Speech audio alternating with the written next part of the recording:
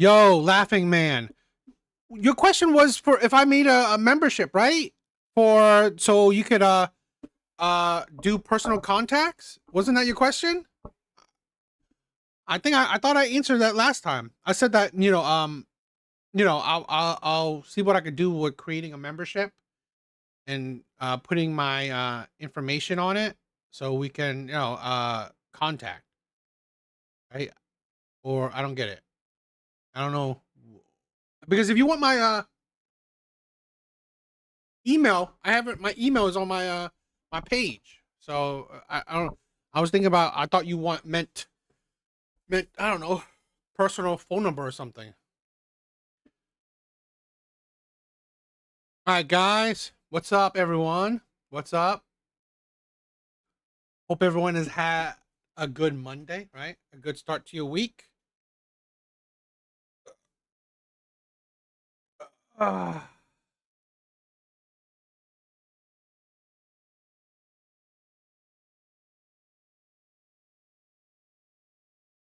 I don't get that.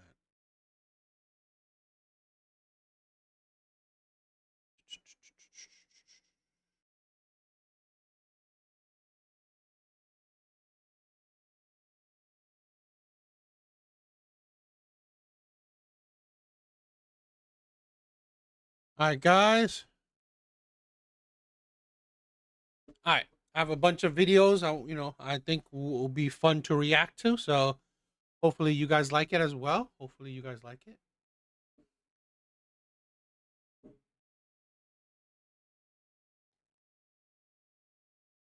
Thank you guys for checking out my other videos. It's uh amazing that you guys are supporting me. I love it. Thank you very much. Thank you for all the love and support. You guys are amazing. All right, let's get started. Let's get started with some reactions. All right, let's get the ball rolling. All right, so let's check out this clip first. I don't care what nobody say. I think that men benefit in marriages more than women. Because like men be talking about, oh, I don't want to get married because a woman gonna take half. But most of y'all don't even really have like half to take. Like most of y'all are average. Like y'all are not the super wealthy. Y'all are not the one percenters. Like y'all don't be giving chicks no lavish lifestyle. And y'all don't understand that like our grandmothers fell in line and did what men had to say because they needed men for survival. You know what I'm saying? Like these chicks, our grandmothers didn't have nowhere to go if they didn't have a man. Like nowadays, men be wanting a woman to contribute to the household financially and give them a bunch of unpaid labor. Like y'all be wanting a woman to help with bills, and like y'all be like, oh, but it's just cooking, it's just cleaning. Who wants to be somebody free chef and maid and raise kids? Like single women have the easiest life. All they gotta do is worry about themselves. They could eat pizza rolls every day. They could get somebody to take them on a date every day.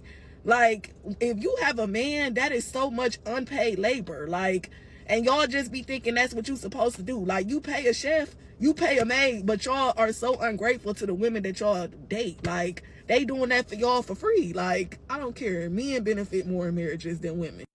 I don't care. Now I'll say this, okay? Statistically, men benefit from marriage. Okay, but I honestly believe that in reality, men benefit from good long term relationships with good women.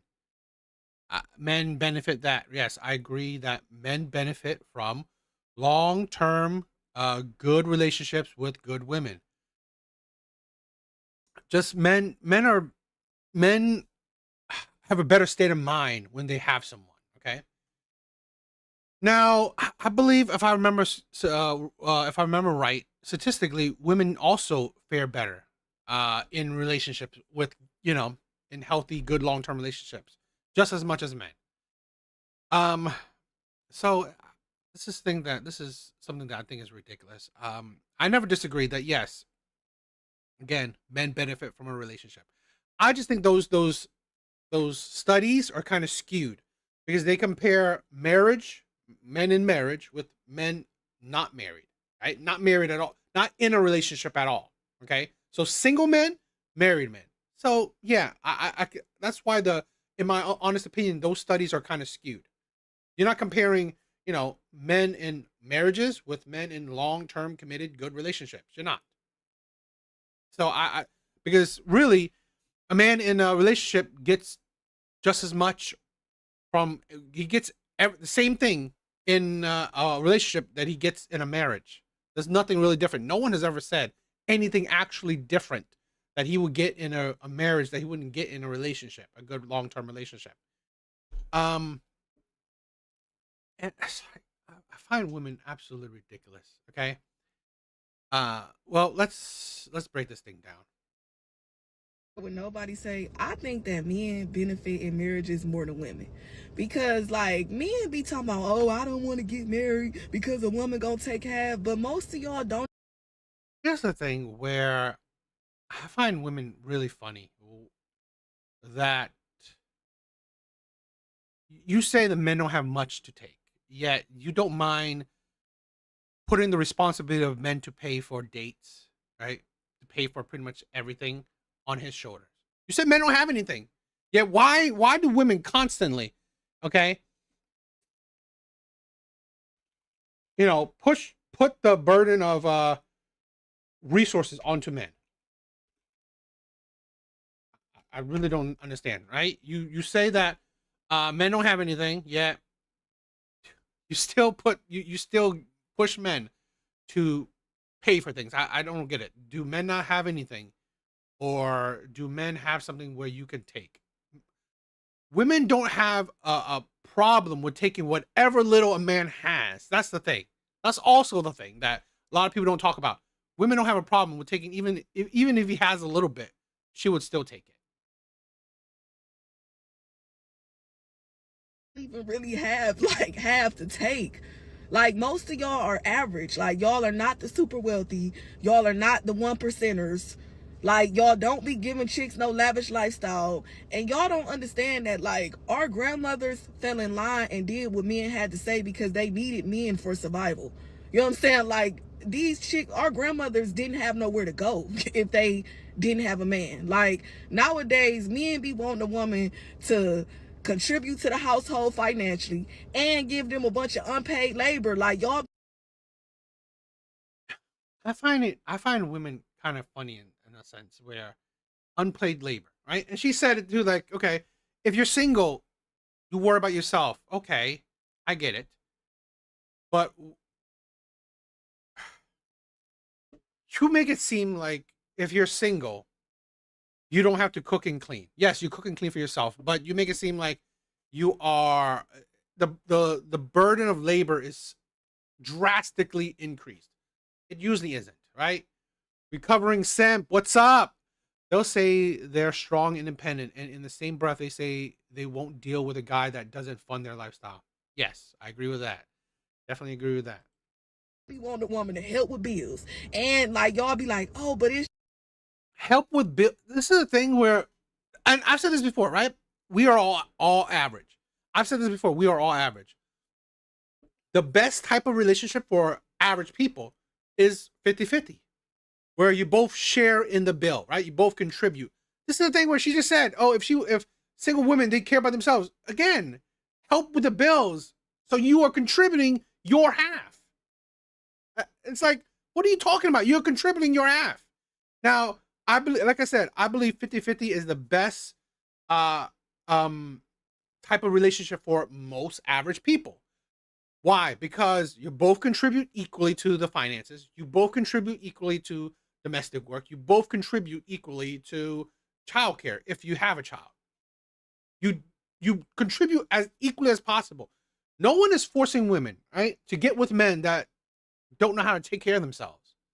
That, when this is the thing where I find it a little bit weird. Are women getting with men that live in their mother's household, or are they getting with men that have lived on their own? So you saying that now these men don't take care of themselves when they were taking care of themselves before?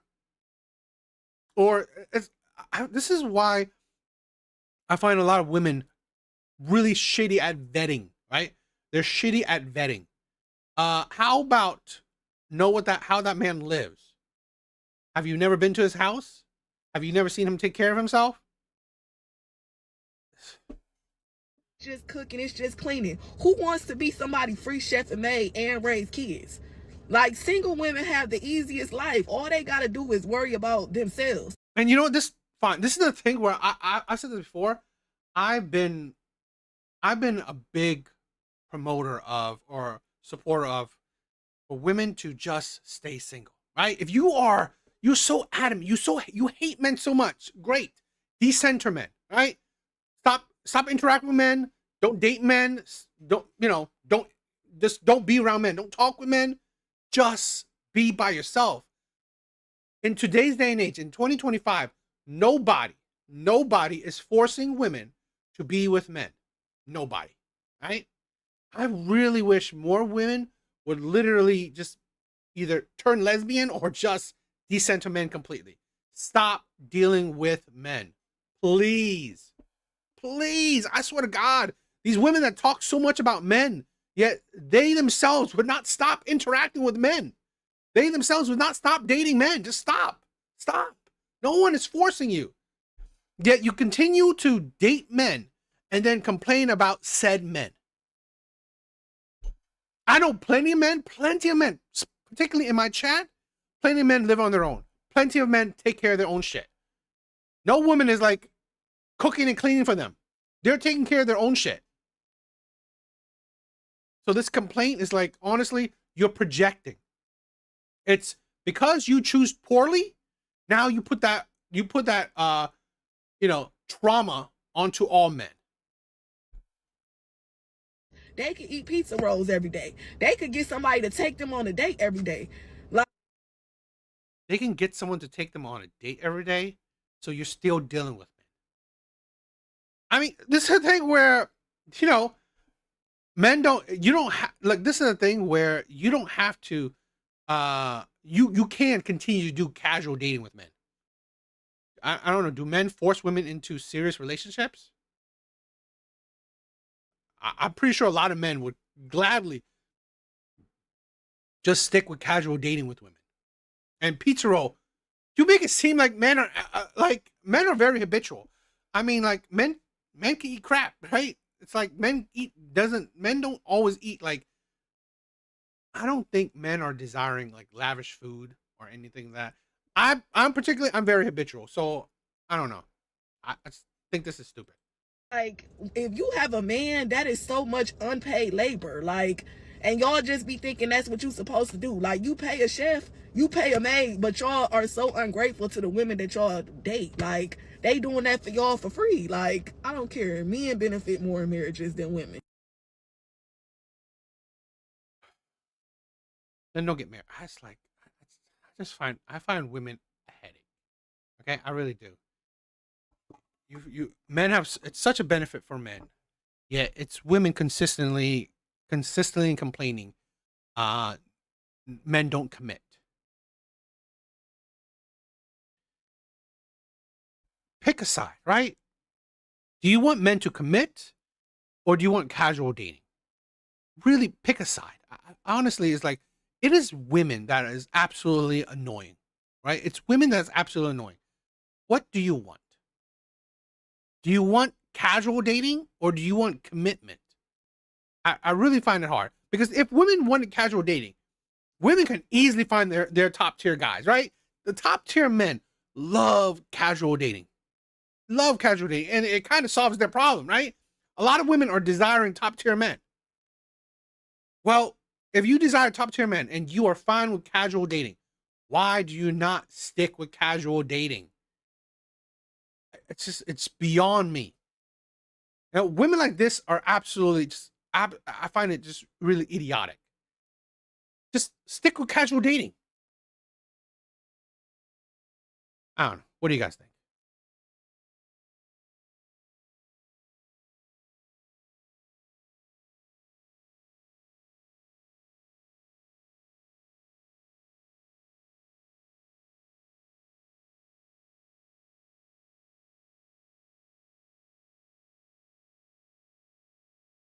Now, I thought this was an interesting story, so I wanted to react to this one. So yes, I am pregnant. Pregnant with my 6th child. This is gonna be my 4th baby daddy. Yes, it's true. It's true. Yes, I am homeless. I'm homeless. I'm living out of my car. I'm living out of hotels. I'm living from pillar to post, okay? I have no job. Yes, I have no job, okay? We listen and we don't judge. I have no job. I'm 35 years old, living out of my car, pregnant, not with the baby daddy, by myself. Could life get any worse? Possibly. I mean, I could step out tomorrow and get hit by a car. And then we're in the hospital. Shit, that would not be good. So the next time somebody comes to my comments asking me questions, refer back to this video. Yes, I know I'm old as okay? Got a hell of a lot of kids. I'm homeless. And I'm broke. But guess what? I'm still alive and I'm living and I'm grateful and I can see and I can hear and I can smell and I can enjoy my babies. And I'm living and I'm healthy. I have my health. So yes, it's hard. My life's a mess. But the great thing about being at the bottom is the only way is up, huh? So yes. Yes. Men benefit from marriage. Let's say this, right? If men don't decide to, if you know, if like all marriages are gone, right? Marriages are gone. She's homeless. Pay for all those tattoos. You wonder why she's homeless, right? Poor use of money. You wonder why. You don't understand why marriage, right? It's a sense of holding men accountable. This is the thing. I believe, in my honest opinion, if men didn't care about duty and responsibility, men wouldn't care about marriage. If men can get a woman to be with him without marriage, without that level of commitment, he would. Men don't mind creating baby mamas. Men don't mind it, right? You don't understand where marriage is the next level of accountability, because now you're bringing the court into it, make it stronger, right? Now the court is definitely on you to hold men accountable. Now, if you believe men benefit from marriage, stop it, right? Men wouldn't mind. Men wouldn't mind just making a bunch of baby mamas, right? Just don't need to marry them, right?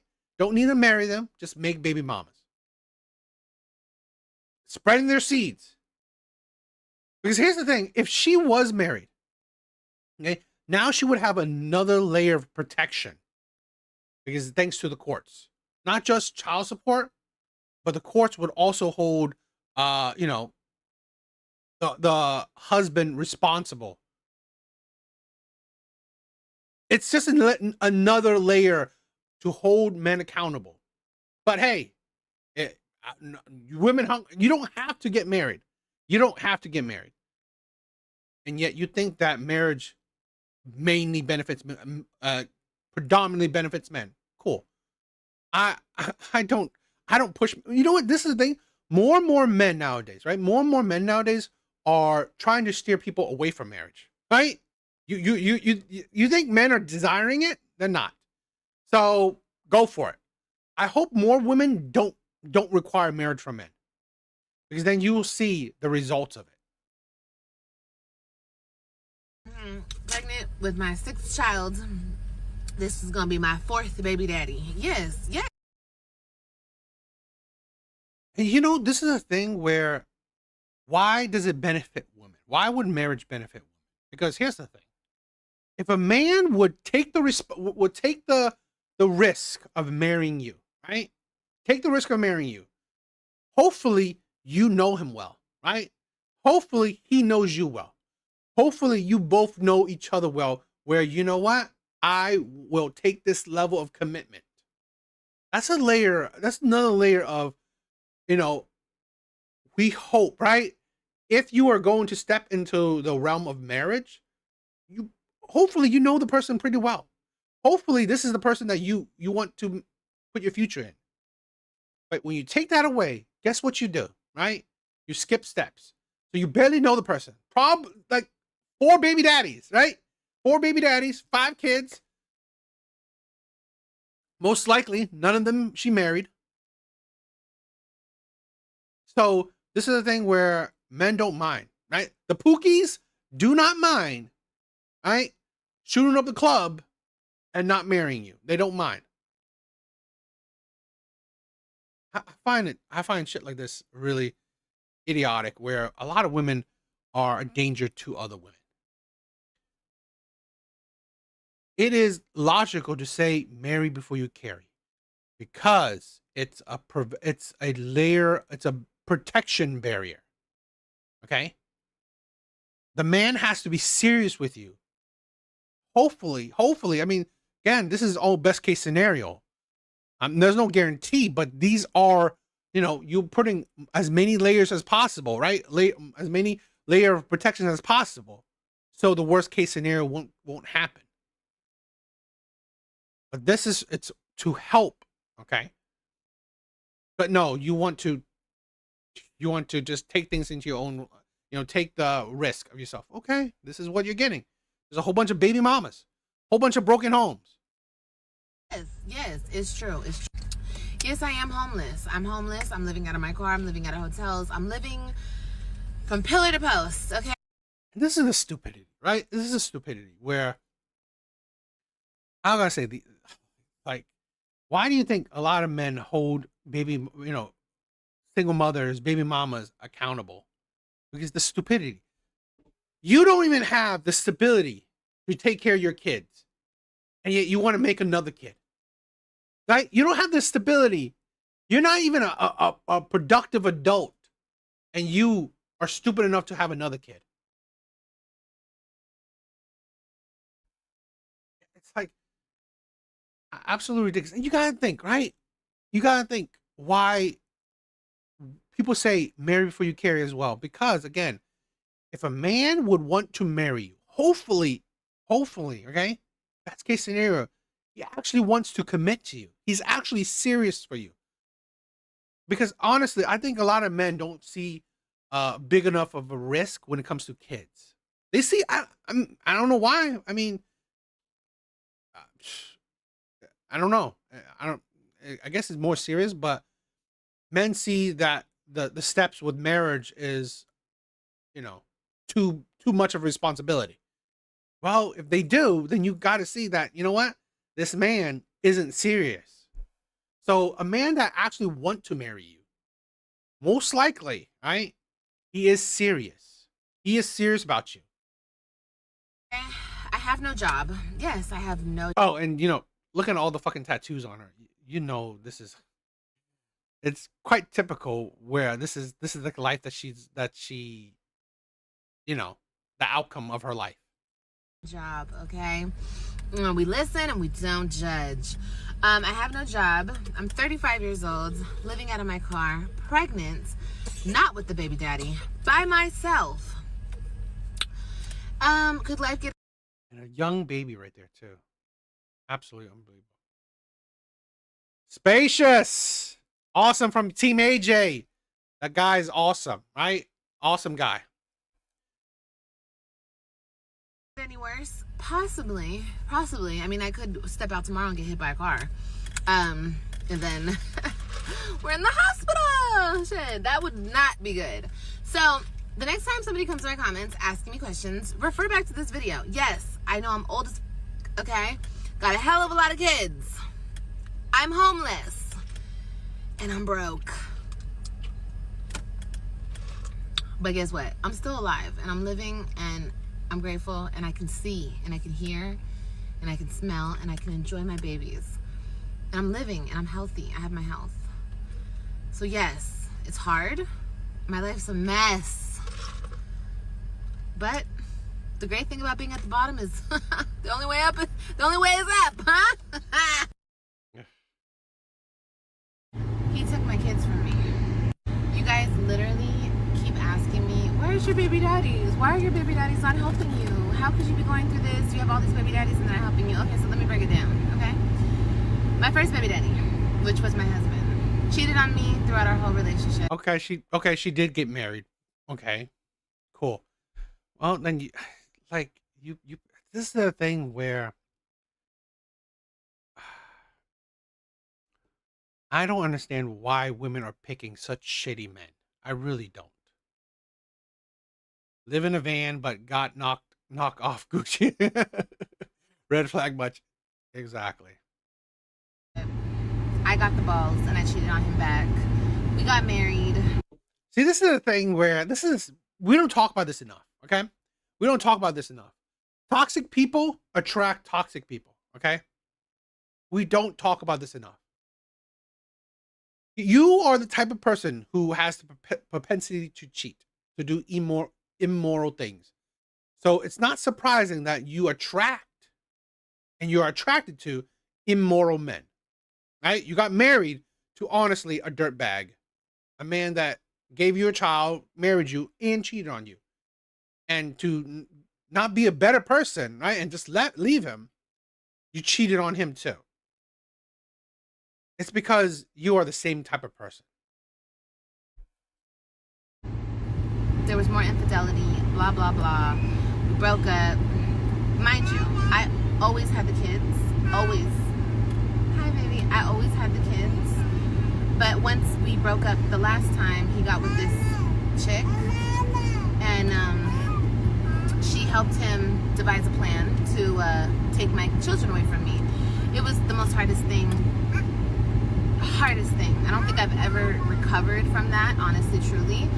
But yeah, that's what happened with that. By the way, he's married to the lady now, and him and I were just fucking around like 4 months ago. Yes, I know. You know, I find this funny. I really find this funny. Like, you know, in social media, you don't see the Pookies, right? The Pookies don't talk about women. The Pookies, the players, the bad boys, the Chads, they don't talk about women. Why? Because they're winning, right? They are shitty men, yet women want these shitty men. This is also the thing where I'm saying this. You can never hold bad men accountable. You can never. Why? Okay? I mean, the law would hold bad men accountable, right? People would hold bad men accountable, but why can't you really hold them accountable? Because at the end of the day, okay, here's the man, married her, got a kid with her, cheated on her, married another woman, still getting ass from her, right? Still getting coochie from her. And he has a woman at home getting coochie from too. That's why you can't hold bad men accountable, because no matter what bad these men do, women will bail them out.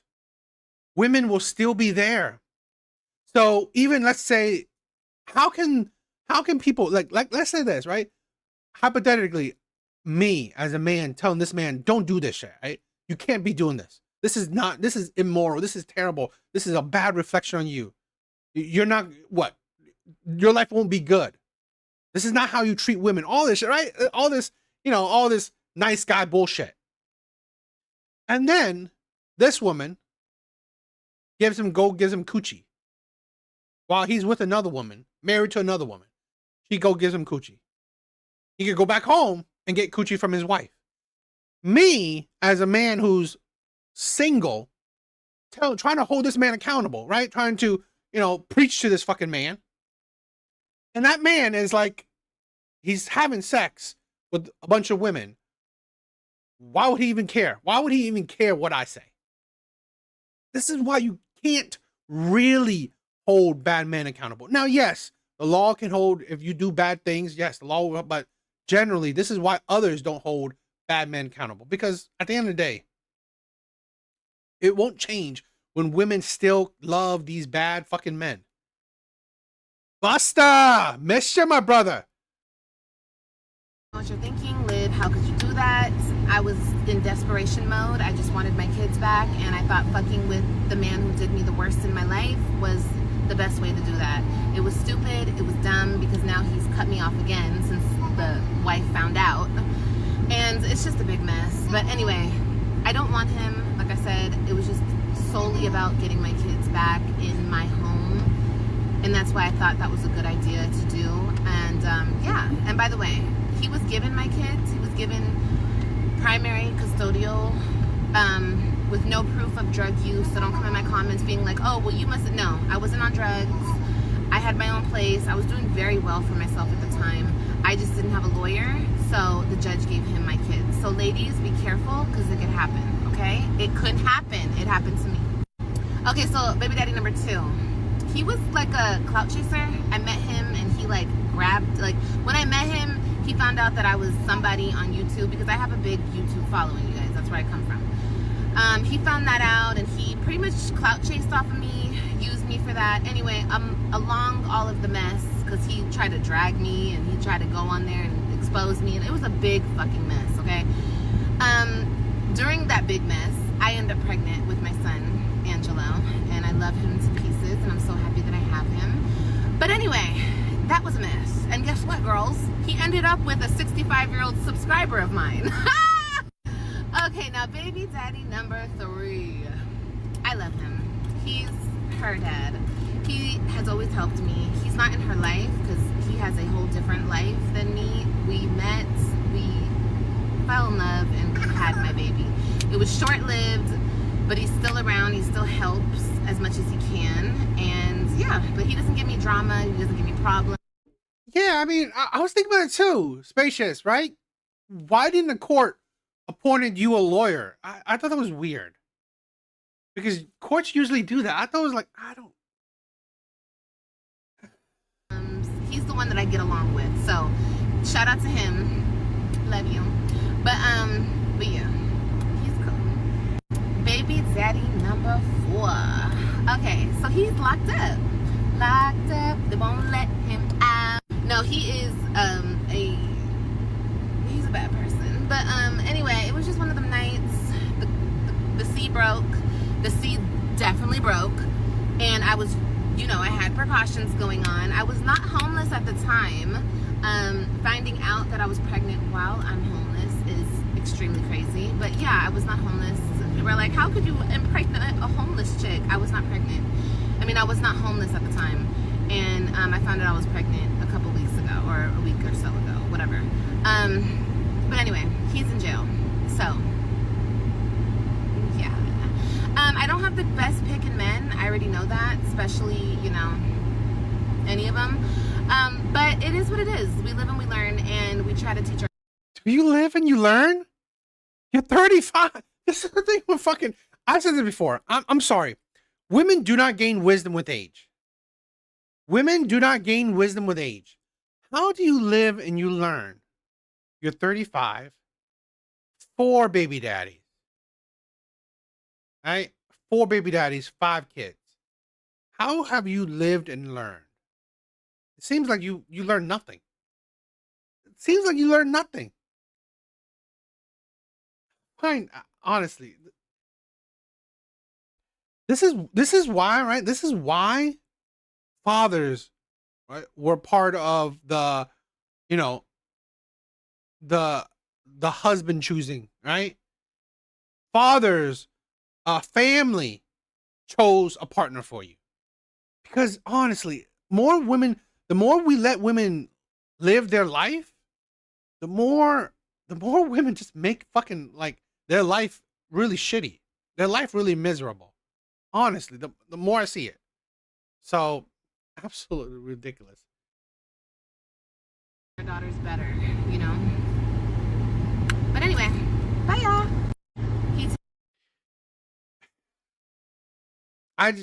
Again, this is what I'm saying, where 4 pretty crappy men, right?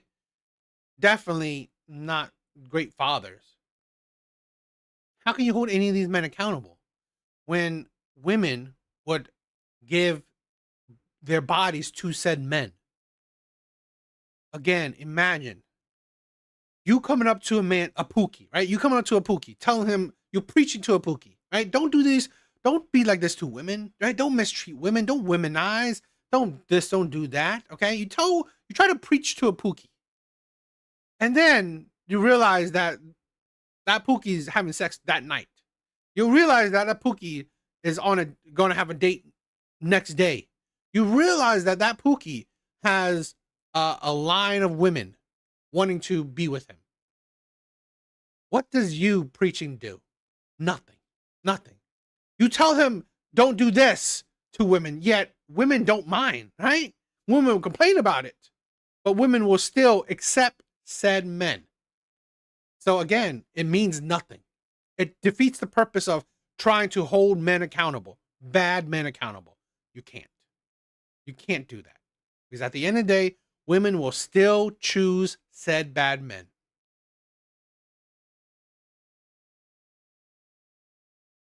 What's up, guys? Thank you for stopping by. Thank you for joining.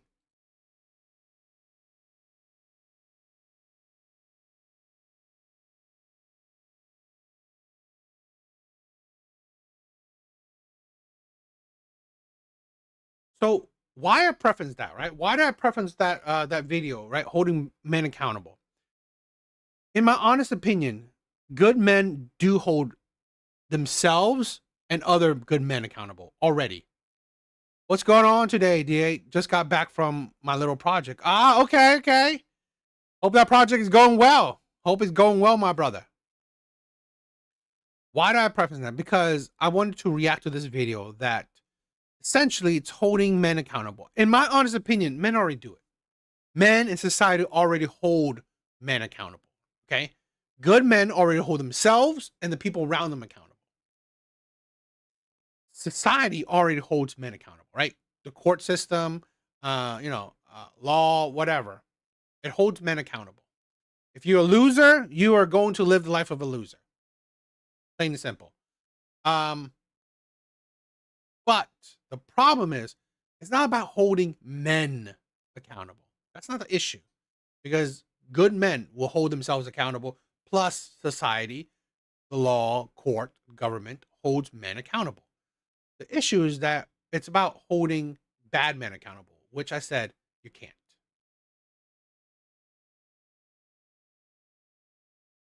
Right? So this video, she is what, Lucky Mayor, whatever. Videos talking about this. I wanted to check it out a little bit. I saw a little bit about it, so I wanted to just save it for a reaction video, you know.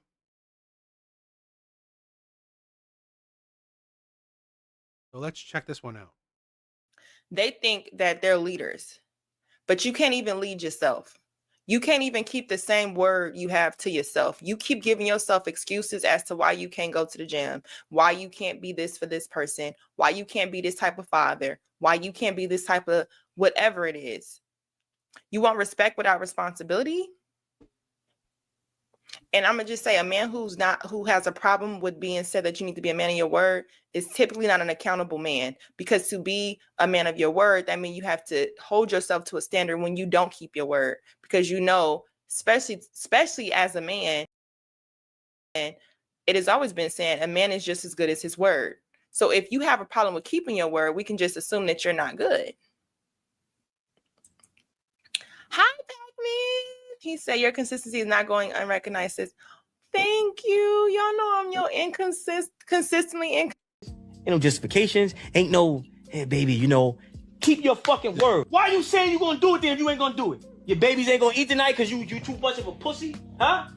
Your babies ain't gonna eat tonight because you too much of a coward? Your woman can't be protected. She can't trust that you gonna say what you mean and mean what you say? Hold on real quick. Your woman can't, or your kids can't trust you to say what you mean and mean what you say. If you a man listening to this, this is just what y'all think. How many times can you count how many times have you disappointed somebody without keeping your word? And when you didn't keep your word and they say, hey, why did you volunteer that? It's just like having that father who faked coming around or just whatever. Well, you ever met a nigga who would voluntarily say some shit just to not keep what the fuck he voluntarily said? And then get mad at you for bringing up what he voluntarily said he was going to do. And then when you like, but why would you say it? Now you become the problem, because the problem ain't really you. The problem is the fact that how dare you look like accountability to me, where you holding me to the words that I said. Make sure y'all hit the like video. Like the video. Thank you guys. And I'm going to just say, any man who would hear this and get offended, you are not the person I'm talking to. I probably don't want you subscribed. And the thing about this is right now, and I feel like this was the interview for this man to say, oh, well, I'm not gonna clear this. Watch how he's a beta. And I just want to say, I am going to gloat, and I think us other women are going to gloat, and real men are gonna gloat at the fall of you beta male podcasters being exposed, because when Yes, women love alphas, right? Women love alphas. They love alpha so much, right? Women love alphas, right? And then when that alpha, what? Abuses you? Too controlling, right? Too controlling. This is the BS that I hate, right? Women love alphas, right? They love alphas, right? They love the alpha man.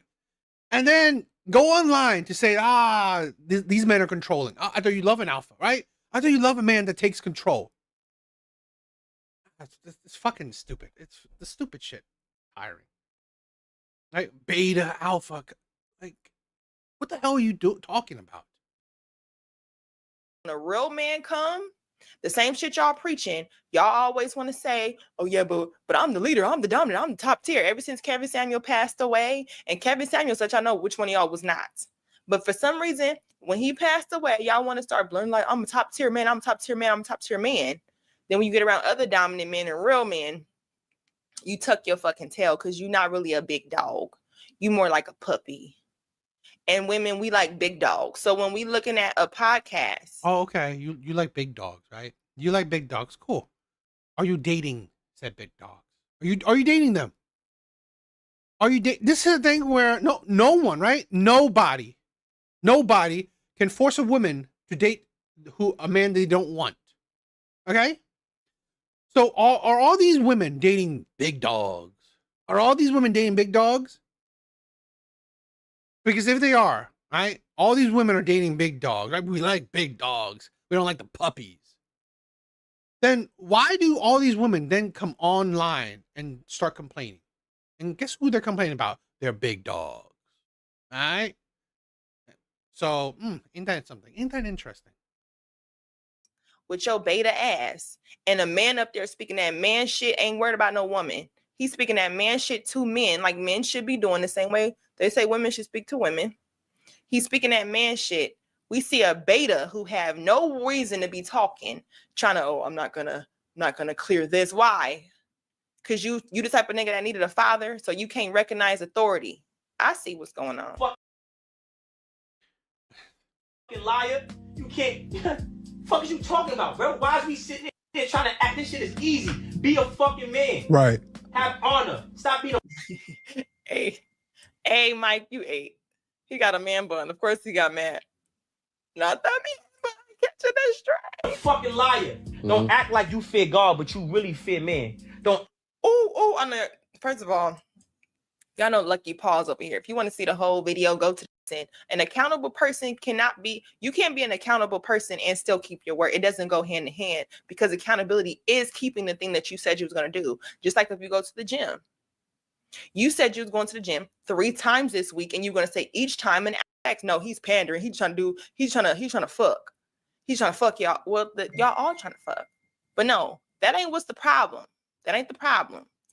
And the problem is, it just seems as though it's so many beta-like men trying to rewrite history of what men is.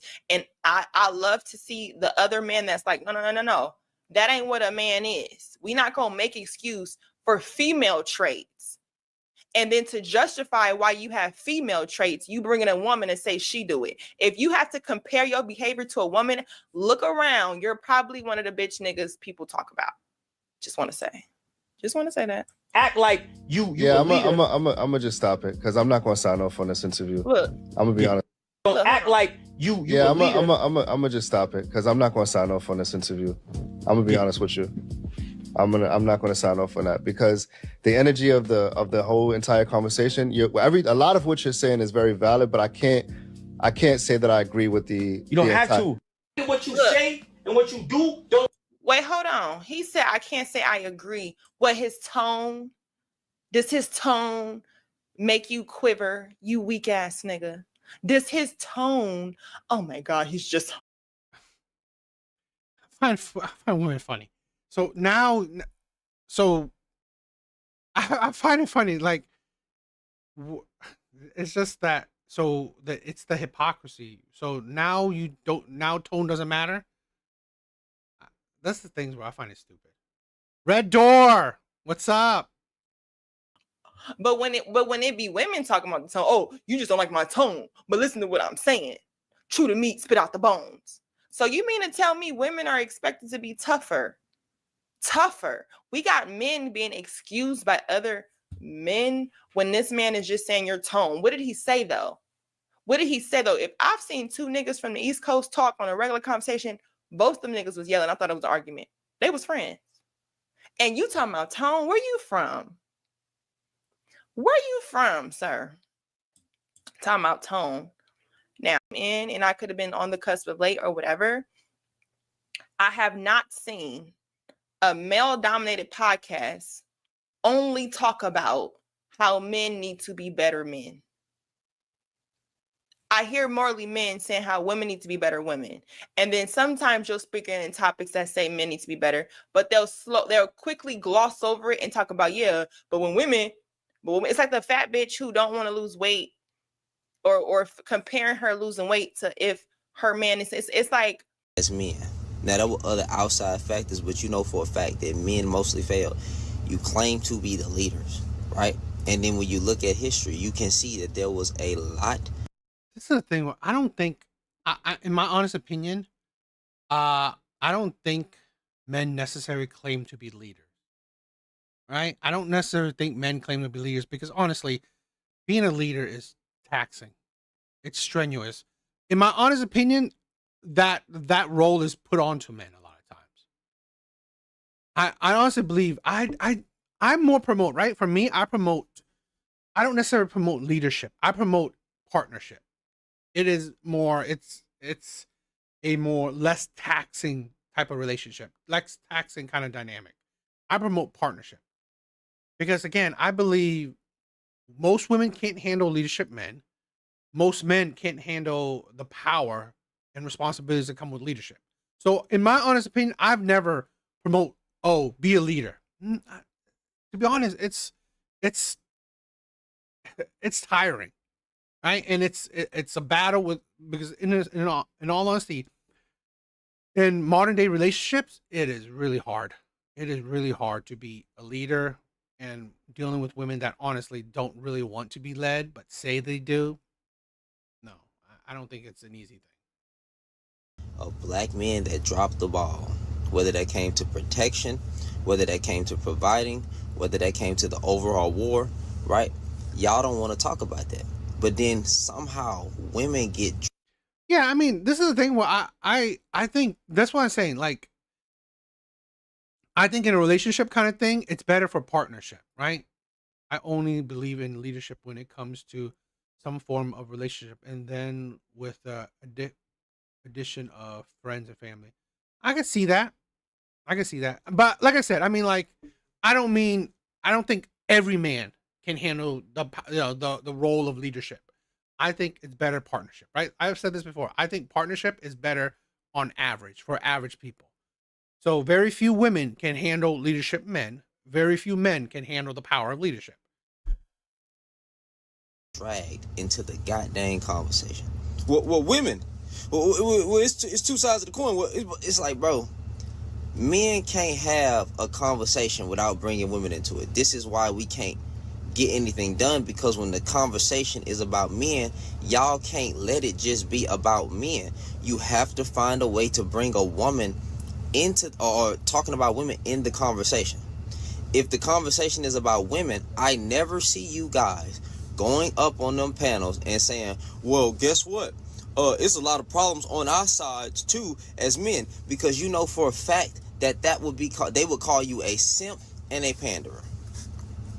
Because y'all don't want to have conversations about how we failed as black men. See, this is why I say this is shit like this is dishonest, right? Shit like this is dishonest. Do you know that literally I just showed you the video of a woman saying like four baby daddies, 5 kids. 4 baby daddy, 5 kids. Right? I believe 2 of the baby daddies are in prison. Like, seriously, What do you want men? This is the problem. Okay, I honestly believe the majority of men are good men. I honestly believe the majority of men are good men. Since they're good men, men hold themselves accountable. Right? Good men hold themselves accountable. The problem, I don't think women necessarily choose said good men. I don't think women necessarily choose good men. I think a lot of women choose bad men, and then these topics are built around women choosing bad men. And at the end of the day, I told you, you cannot hold bad men accountable. Why? Because at the end of the day, if women are constantly choosing the pookies, how can you hold said men accountable? Women constantly want him. Like, how can you hold the criminals, the thugs, the gangsters, the players, the bad boys, the chads, right, the pookies? How can you hold these men accountable when women constantly want to be with these men? None of these men are virgins. None of these men have problems with getting women. So you think good men are going to preach to these bad men, and you think the bad man is going to listen, going to change? Why the fuck would he? Why the hell would bad men change? What's the incentive of changing? Oh, you gonna get women? He's already fucking getting women. So what's gonna make him change? What's the incentive for these bad men to change? Nothing. Because women like this think those men are the alphas, right? Those men are the big dogs. So why would those fucking men change? They wouldn't change. Bad men won't change when they're getting pussy. How black men failed overall. You can't claim leadership, but then not take accountability for the downfall. Now, another stupid thing that people... Arc Knight, what's up? Oh shit, Busta, you had wife of 6 years, knows I have felonies, but she wouldn't have gotten with me if change wasn't in progress. Here's the thing, okay? Now, exceptions, right? Exceptions don't make the rule. I'll say that. But if a man finds the incentive, right? The incentive of finding a woman that he would love, right? A woman there. This is the thing. I believe, Busta, you found the incentive to change, right? You found the incentive to change. It is your wife. And that's amazing. But I wouldn't call it necessarily a bad guy. If these men, right? The pookies, the bad boys, the criminals or whatever. If they're in their mind, they are succeeding. There's no incentive to change. That's the thing. Now, a lot of these men, the only way they will change is they feel like, oh, life is shitty. I need to change. I need things to get better. That is the incentive, right? So life will hold men accountable. Life will hold men accountable. That's how it is. Like I said, if a woman doesn't want an incel, life is holding him accountable. He's getting no one. He's a virgin. He's going to stay a virgin. He's going to stay unwanted. Life is holding him accountable. No one wants him. That's how life holds men accountable. When no one wants you, the world views you as less than, as unimportant. That's how you hold men accountable. That is how life holds men accountable. You are treated like shit. You are viewed like less than. No one cares about you, right? You imagine this, right? Even for the most man-hating women, right? Most man-hating women, there's a man out there that will be with you. So she doesn't need to be held accountable because she's a man-hater, right? The world, look at that. I mean, what is it? There's this big ass man-hater on TikTok, Drew Duffalo. Okay, she has millions of followers and a fiance. Look at that, right? If you gotta think, bad people won't need to be held accountable when life is in their view, life is well, life is good. They don't see a problem. They don't see an incentive to change. So it's you got to understand that there has to be incentive. Right? There has to be a reason why people want to change. like to say is, well, I didn't fail. I wasn't there. We're not talking about you individually. We're talking about as a collective. How we got to this point. Let me say this. This black man talk about black men hate accountability. Talk about a collective. Statistically, all right, there are more childless black men than there are childless black women, right? More black women have kids than black men.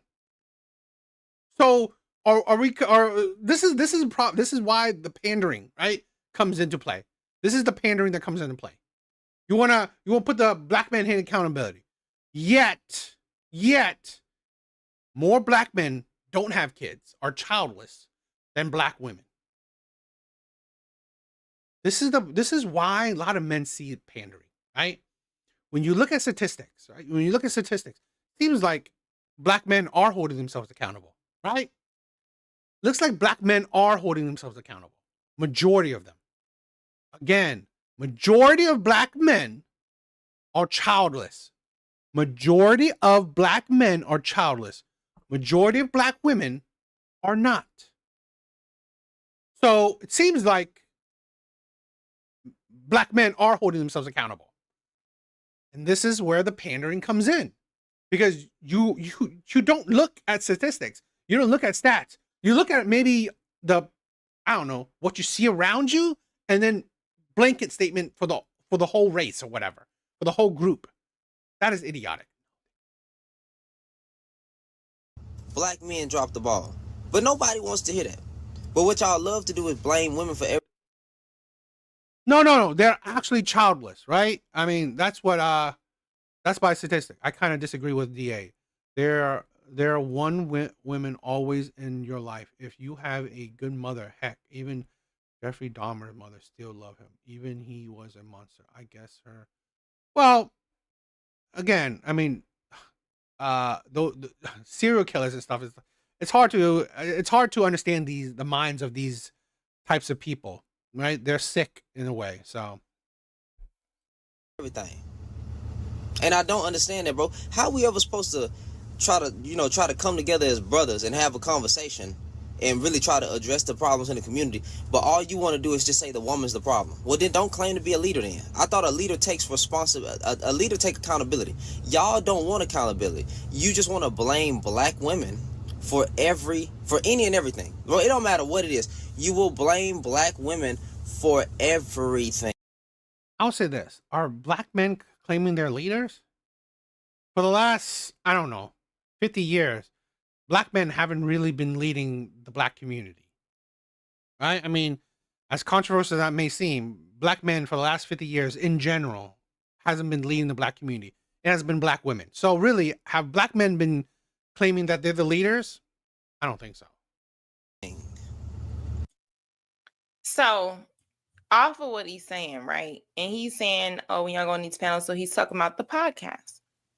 And as a woman, I understood that the highlight of conversations today needed to be had in a different shift, because it was a lot of conversations had that only painted men in a certain light. So there was no balance. So then when there was an influx of podcast mics that came in and said, we're going to speak after the Kevin Samuels era, it seems as though most of the conversation was like, now we get to respond. Y'all was listening to Oprah. Y'all was listening to all these people. And to be honest, like I've yet to see somebody pull me up clips where Oprah was just talking about and shitting on black men to other black women. Most of her audience was white. But anyway, they're like, oh, you had Oprah. Y'all had all this stuff before us to shit on us.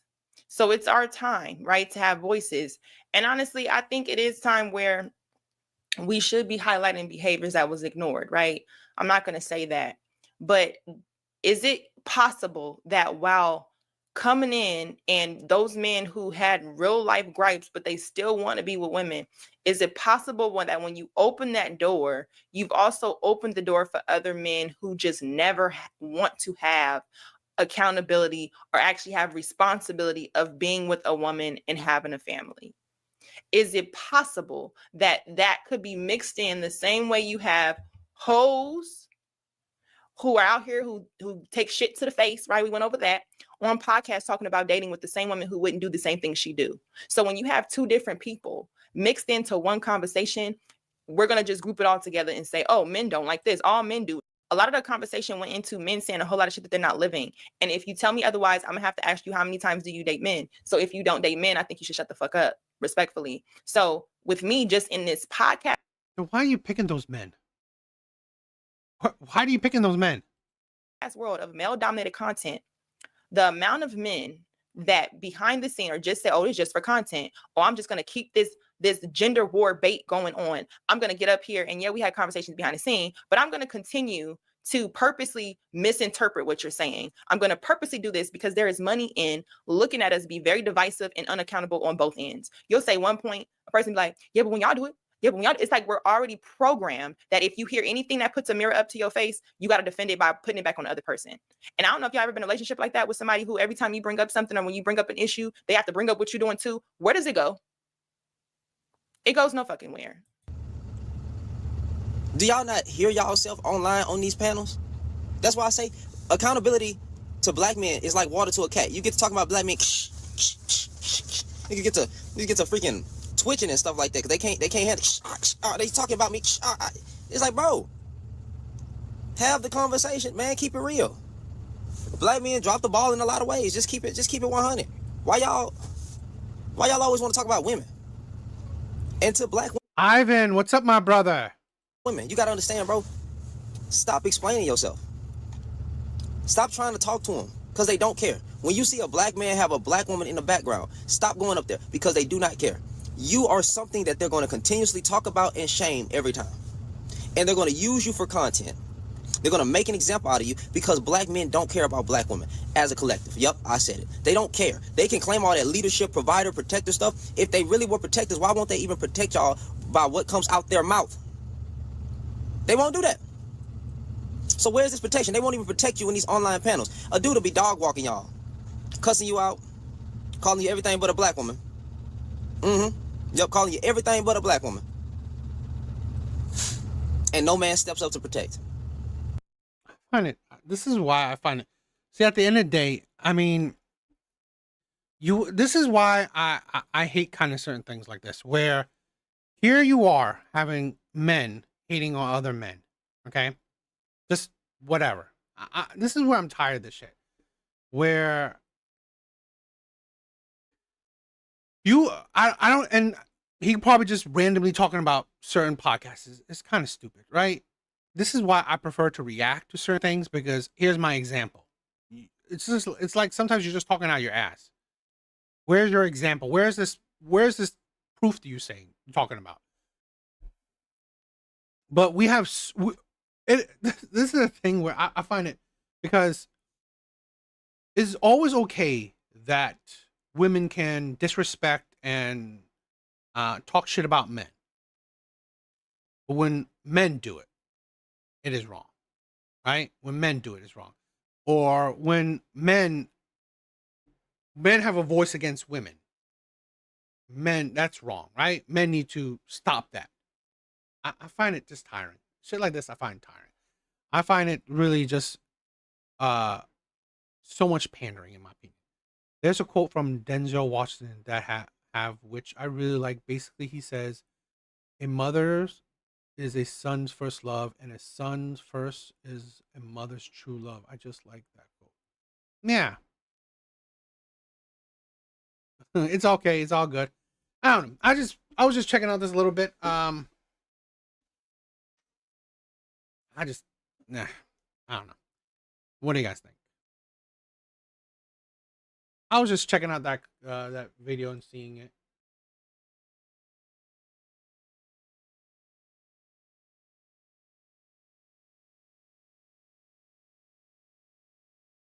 Finally.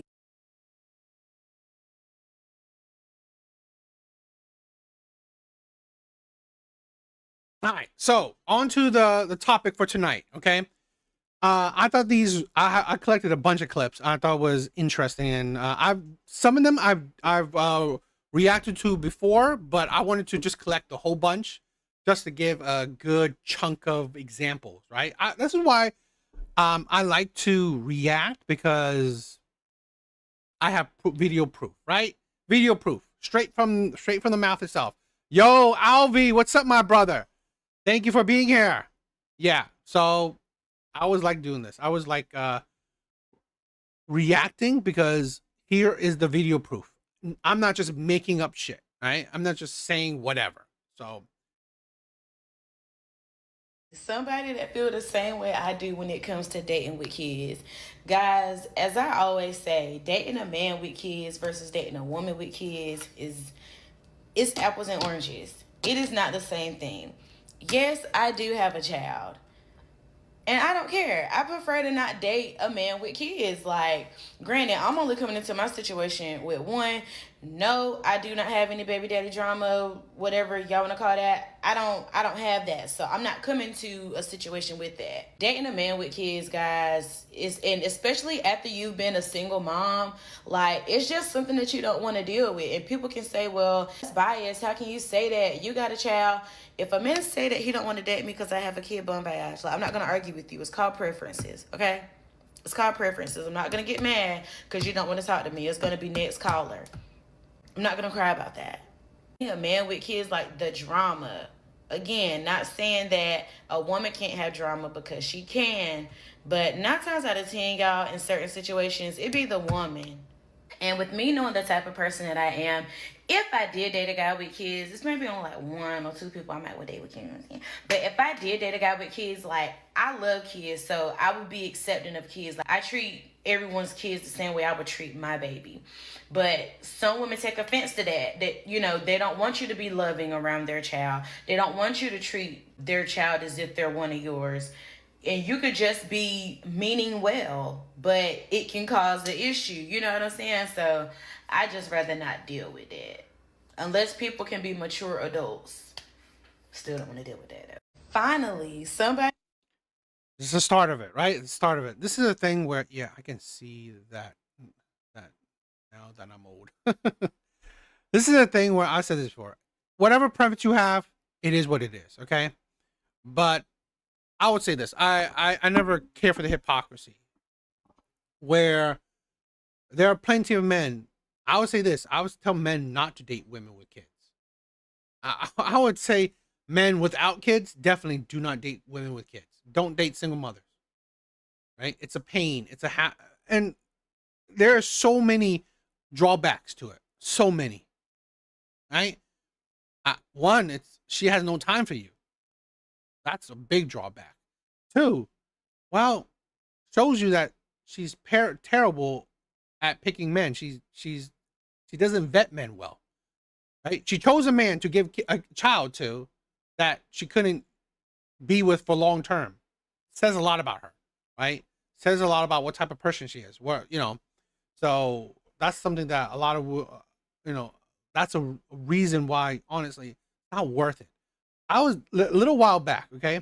I was this woman couldn't. I tried, right? Sometimes I mean, since I have kids, I try to date women with kids just to, I don't know. It's hopefully it's more easier. It's usually not.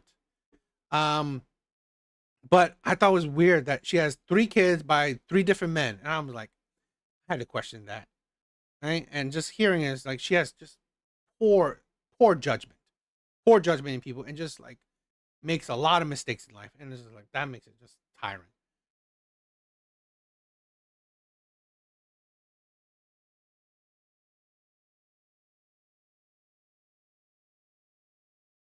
So I'm not a person that particularly likes to date people with kids, anyways. So issues. Fair. It's very fair.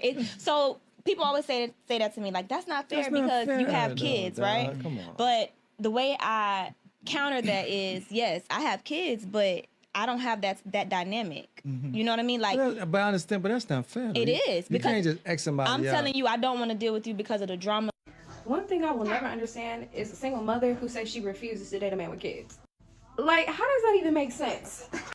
Y'all come up with every reason in the world. Bitter baby mama drama. Don't want to be playing stepmommy. This, that, and the third. You didn't bring those kids into this world. You're not responsible for them.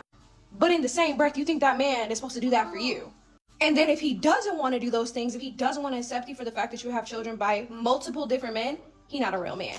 The guys that they don't want to date women with kids, either. Yeah. Because they feel Now, like, what's you that know, reason? well, I'm saying, but they feel like, why should I invest into that situation when Yeah. it's not Mine. my child? Yeah. You know what I'm saying? So I understand what you're saying. That's You're not a saying man, drama. though. I- Let me pick. The insanity that says that's not a man. See, that's the hypocrisy people talk about. The gall, the audacity to say that's not a man because he doesn't want to invest into someone else's kids, right? And then have the nerve to say I wouldn't date a man with kids. Absolutely insane. Yeah, That's not a man. break it down for me. Excuse me, but if we were to flip-flop the genders and use your logic against you, wouldn't you not be considered a real woman? You're doing too much. Asking for too much. You're unqualified. You're asking for something you can't even give yourself. Can we please stop with the double standards because it's getting ridiculous out here. So I haven't heard of that study. Is that true? I have to look it up. So Laughing Man said, have you heard about the study? Black women have more testosterone than any other women. That's crazy time for many reliable sources that did that study. Huh, I gotta check that out. I did not hear that study. Okay, so I'm a single mom, and I've been a single mom since my son was 5 weeks old. And becoming a single mom at that, has changed my perspective on a lot of stuff, including guys with children, guys that are single with kids. And 9 times out of 10, I would never date a guy with kids. And I have a kid. Let me explain why. So the way my mind thinks of it now is that there are some women out there that are choosing to be single moms. There are some women out there that, you know, are shitty moms. There are some moms out there that did their partners dirty and, you know, the split was because of them. That's very much so possible. However, most moms are not choosing to be single moms. That's the way I think about it now. When a man is trying to entertain me and he has a child, it makes me think, why didn't you and your baby mother work out? Because now she's a single mom. You know what I mean? And when you have a kid, whether it's with someone that you're married to, a relationship with, or whatever, like, you're expecting a family. You're expecting your child to have both parents in the same house, together, amicable, in love. So when you're raising a child separately, something must have happened. And first of all, let's be for real. As moms, 9 times out of 10, we don't have time to cheat. We're being moms. Like, let's be for real. And I'm not saying cheating is the only reason why a relationship could not work. Because I've had men tell me that, oh, them and their baby mama didn't work out because their baby mama was tripping or whatever. And it's like, when a man tells me that their baby mama's tripping, and let's say their kid is like a year old, that makes me feel like, okay, so she's going through postpartum and you didn't have the mental capacity or the patience to deal with her postpartum. Especially if it's a situation where he gets his kid like every other weekend. Like, no mom is choosing that. No mom wanted that to happen. Especially if he has multiple baby mamas. If he has 2 or more baby mamas, absolutely not. Absolutely not. Because I learned my lesson the first time. Why the fuck you haven't? Moral of the story is I'm getting a private investigator on whoever the fuck I end up with next. Like, seriously, whoever I end up like dating, oh, best believe the PI is going to be on that. Check that. Evil Eddie. Right, Evil Eddie created that. So click that link, see if it works. I haven't tried it yet. Check it out.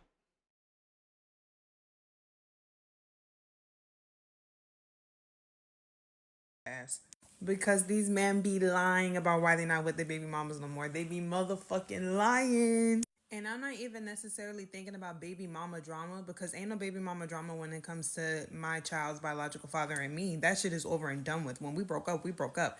But it's because of how bad he did me. And especially after the fact, the disrespect that I've gotten after the fact. So that's what made me think, like, too, like, when a situation is so volatile to the point where I won't even like entertain any type of conversation with you as your child's mother, like, as someone from the outside looking in, someone's trying to date you, and that's the dynamic you have with your baby mother, that would make me side-eye you too. Like, why y'all, like, why Buster, awesome that you are. is it that bad, the beef that y'all got? You know what I mean? Yo, you're a stay-at-home dad? Awesome. That's cool. I love it. So yeah, I mean, there are some men out there that are genuinely good single fathers that, you know, they stepped up to the plate and they got their kids and, you know, they're doing what they're supposed to do. I wouldn't mind one like that, but once again, my PI would confirm to me that that's what the fuck that is, because majority of these single PI. Why didn't she have that PI? Right? Check with her baby daddy to begin with. This shit with women's intuition. Women are such amazing investigators. Yet they didn't figure out this shit with their first baby daddy. They didn't do this shit, right, with the men that they already dealt with. Yeah, they're so good at it, yet they failed at it constantly. dads are not single dads. And I'm also going to exclude dads that have like legit court. Never dated men with kids. There's a few reasons why. One major one, if the mama don't like you, the baby ain't gonna like you. It don't matter what you do, because they don't want to betray their mom. Okay. I dated a guy with a baby one time, or child, and immediately it was a problem. I literally watched the baby once, and it was enough for me. I was done. It was a done deal. So I love kids, and that baby had a good time. She went home and was probably raving about how much fun she had, and that mama was furious. Had that baby saying I was mean to her and this and that. Like, girl, bye. You just messed up that baby good time. Some women just have a hard time moving on. 2, you're the reason why their family not together. Their dad is not gonna be spending holidays with them anymore. 3, if you get a good one, now you're gonna have to split your time with your kids or just yourself and your man with a whole nother family. I'm not saying that it could never work out, but I've never seen a situation where everybody was actually happy. Like, either somebody is naive, delusional, or some funny is going on in a situation where it actually works out. And before you ask, yes, I have kids, and I will never date a man with kids. There's a few reasons why. This is the fine, right? This is the problem I find with a lot of women, where if you have that energy, keep it. Keep that same energy. So you don't date men with kids, right? You don't date men with kids. Don't be surprised that men without kids don't date you. So honestly, just don't date, right? Just don't date, right? Don't be in a relationship. Perfect. Great. So I tried the new Grandma McFlurry, and As a single mom of 3 kids, I will not be dating men that have kids. You guys are not to be taken seriously. Nobody wants you because your baby mama left you for a reason. It doesn't work? I don't know. I mean, Evil Eddie created that, so I wasn't sure.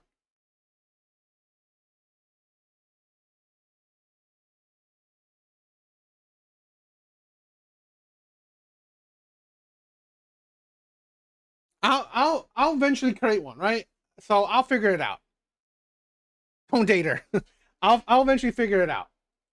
If you are not licking the fucking floor that I walk on, you are not gonna be with me. Like, my standards are so much more higher now than before I had kids, which is fucking insane. So if you want to be with me, you're gonna have to be a stepdad of 3 kids. I have 2 boys and a little girl, and my kids are fucking bad. I know what comes with dating somebody with kids, and I don't fucking want it. I don't want none of the drama. I don't give a fuck about your baby mama. If you're gonna be a stepdad, you are gonna have to pay for some of my kids' things. Like, if you want to take that role of a stepfather, you have to pay for some of their things. There's just no way that you're just gonna be my partner and not a father figure for them. Well, I'll figure it out. I'll look through it. Okay, so don't worry. I'll definitely try to create a Discord for you guys, because you guys like it. So I'm gonna do it. You know, a lot of you may ask yourself, what are you gonna bring to the table, Lindsay? What are you gonna? My fucking love and affection, bitch, and my fucking time. Like, that's what I'm gonna bring to the fucking table. You're gonna fucking be with me because you love me, not because you have to use me for your benefit. Like, I am traumatized, okay? So you either love the fuck out of me and of my kids, or you're just not gonna fucking be with me at all. As a single mom of 3 kids, I will. Really? Albie, would you be a stepdad? I don't know. If you don't have kids, I definitely wouldn't recommend you going down that path. But her, no. I'm not saying her, of course. The delusion. Yo, Jay, what's up? This is the thing where it's the insanity, right? It's absolute delusion. And This is why a lot of women don't realize that. How can you have such high standards that you didn't have those standards before you had a kid? So now that your value is lower, right? Your dating value is lower. Your expectation is higher. That is insane. That is insane. So you want a better man, right? You want to be with a better man than the man you gave a child to. Absolutely stupid. I'm actually a great stepdad. It's usually them. Really? So you dated a couple single mothers. One thing being a single mom taught me is that I will never date a guy who has kids of his own. And a lot of people think I'm crazy for saying that. But if you're a single mom, like, you know exactly what I mean. If you know, you know. One thing being a single mom taught me is that I will... Now, I'll say this, right? I've dated single mothers. I mean, it is what it is. I mean, I don't think automatically single mother bad, right? I don't necessarily think that. Now, I'll date them, give them a chance. That's just it. So I don't necessarily just make assumptions off the bat, which a lot of these people are doing. Single dad bad. It's like, seriously? You're literally just making assumptions. You don't know the man, and you just say single dad bad. So no wonder, right? There are some men that say, you know what? Single mothers a no-go, right? Single mothers are just for fun. Don't be surprised that keeping the same energy. That's the thing. Now, for me, I like I said, I've dated a few single mothers, and it's just at the end of the day, it's like, it's about them, right? Just like Alvy said, it's usually them. It's usually them for real. I think I'm a decent guy. I think I'm a decent guy, but it's usually them. Right? I mean, I'm not perfect, but it's usually them. I am a BM, single mother, whatever, and I don't date men with children. I mean, I have dated men with children, but it's just not my preference. So I can never be comfortable with the idea that a man with a child is at my home fathering my children. My children are waking up to you, but your blood child doesn't get to wake up to you. Like, they don't have direct access to you in the home. Like, I cannot ever get comfortable with that. And I think I knew for a fact that I cannot handle that is with the last guy that I dated. He had a child, and when he would be with me, you know, some nights, I was thinking about his baby. I was thinking about his baby because it's like, you're at my house with me and my children. And he loved it. He loves his baby. Loves his baby. And he's actually back with the mother of his child, thank God. Though I really liked him, I'm very happy that, you know, his family unit is back together. But I just remember just thinking about his child when he would be at my home, and I don't think I can do it. I can't do it. And baby daddies are way too easy for my liking, you know. I truly believe that it's only over if the mom says that it's over. And I don't want to deal with that.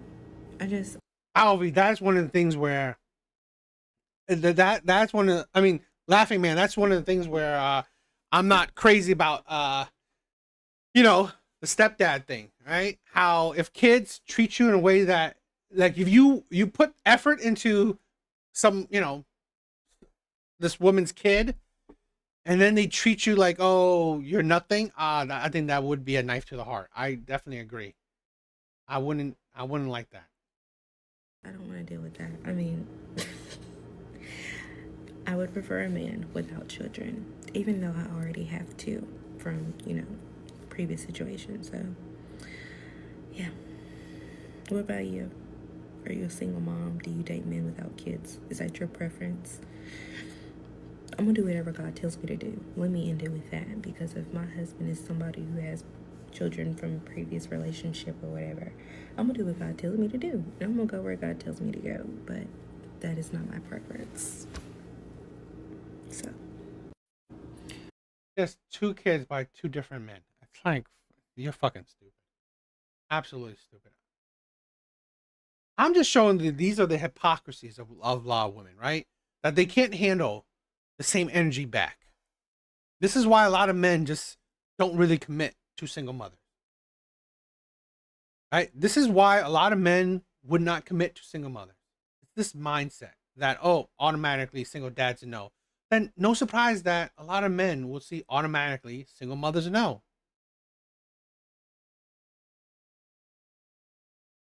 As a single mom with 2 kids, proof is in the pudding, I try not to date men with kids. And it is not about the kids. I love kids. I would treat any person's kids that are around me as my own.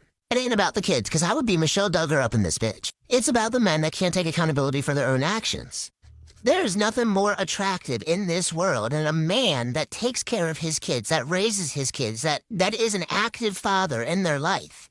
A man that respects the mother of his children. I was 5 minutes into a conversation this morning with a man, and he kept referring to his kid. My kid, my kid, my kid. He one time referred to his kid as an it.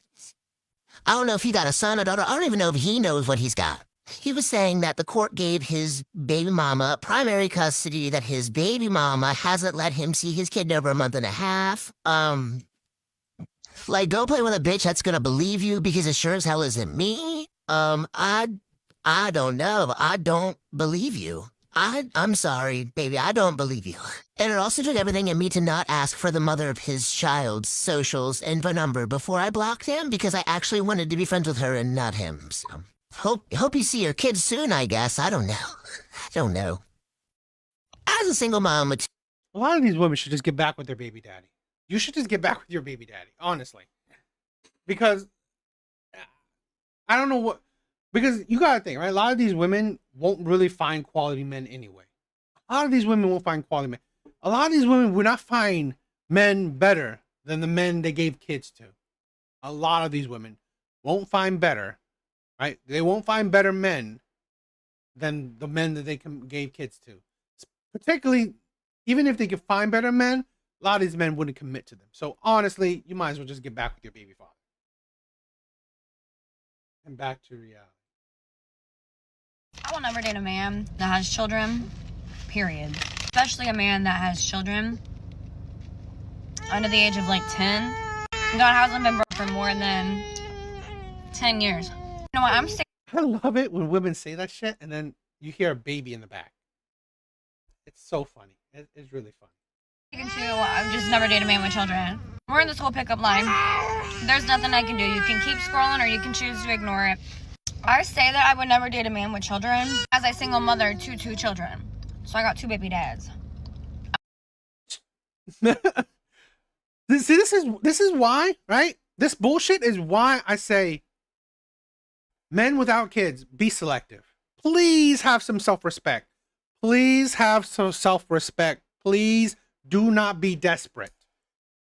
Here's a woman, bunch of women, right? Multiple kids by multiple men. But expectation is you shouldn't have a child. So they deem, right, that this is what you deserve, right? You deserve, okay, a woman that has kids by multiple men. This is what you deserve. This is what you deserve as a man that had discipline, that didn't sling it around for a bunch of women unprotected. This is what you deserve. You deserve a woman, right, with multiple kids by multiple men. This is what you deserve. It shows you how little respect they have for you already. Absolute insanity. I'm a credible source. When I tell you, like, a baby mom, especially that first baby mom, is always going to hold a very special place in that man's heart. Again, credible source. You can choose to listen to me, or you can choose to not listen to me. That's totally up to you. If there's ever a sliver of doubt in your mind, go with your gut. Go with your gut. Because I'm telling you, even if that baby mom is not interested, chances are that the baby dad is still, you know, thinking about her, or wanting to be with her, or would be with her in a second if she said, come on, let's go. Yeah. 9 out of 10 times, it's not the baby mom that's the problem. I'm gonna tell you that right now. I'm cool as a fan. I'm cool as a cucumber. I feel like I'm a really cool baby. Really? You're not the problem. 2 kids by 2 different men. Seems like you're the common denominator out of those 2. This is the problem with a lot of women. You're not the problem, really. Mom to have. The way some of these girls be doing their baby dads that are like decent guys.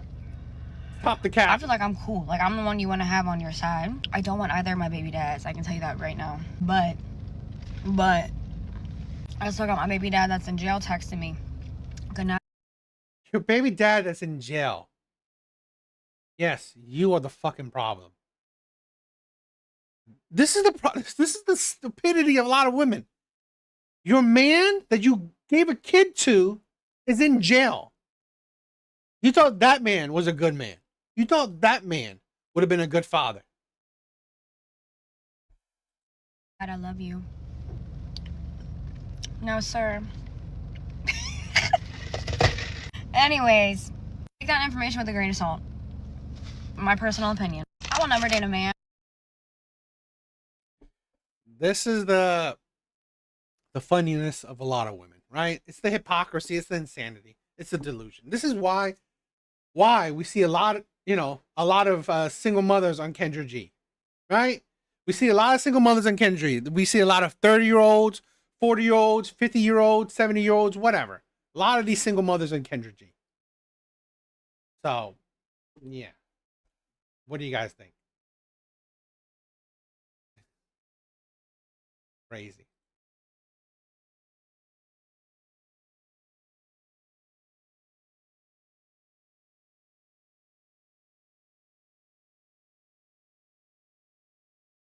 Okay, so there's these videos that I thought was interesting, so I wanted to check it out, okay? This video is rating yourself, right? 30 people rate their own attractiveness from 1 to 10. We in the manosphere, we in men's content have talked about this a lot, okay? I've talked about this a lot, where so many people, particularly women, don't know how to rate themselves. They constantly rate themselves such a high number when most of them are average at best. Most of them are average at best. So I think this would be fun to check this out. I'm going to give myself a 5. I'm going to go half. If I'm being blatantly honest, I would say maybe a 2. An 8. 10 out of 10. You gotta be confident about yourself. How do you rate your looks on a scale of 1 to 10? We're continuing our series where we branch out from the usual format and instead ask people for a range of different backgrounds on how they feel about all things related to beauty and aesthetics. So how do you rate your own looks is quite a bit of an awkward question to answer, so really appreciate everyone who participates in this video. As we were looking back at the clips, we did notice a specific trend in the answers that ties in well with some of the research that we've been exploring lately. 7 out of 10. Well, I was going to say 6, but I said, let me just hype myself up a little bit. Let's play this game, right? Let's play this game. What do you guys think, all right? What would you guys rate her? For me, I'll say a 5 at best, right? 4 to maybe a 5. So a 5 at best. A 5. There. What do you guys think? I'll say a 5. I'll say a 5. I was going to say 6, but I said, let me just hype myself up a little bit. 7 or 8.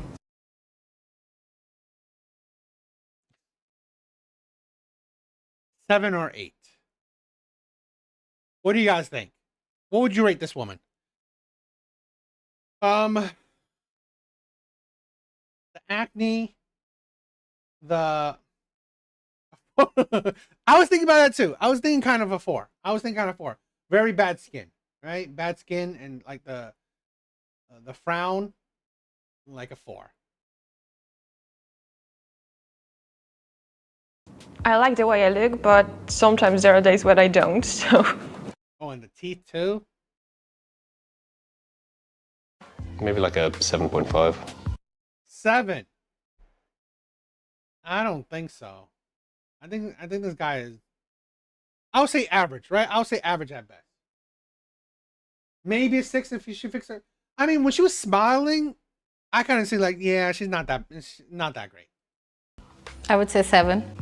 7.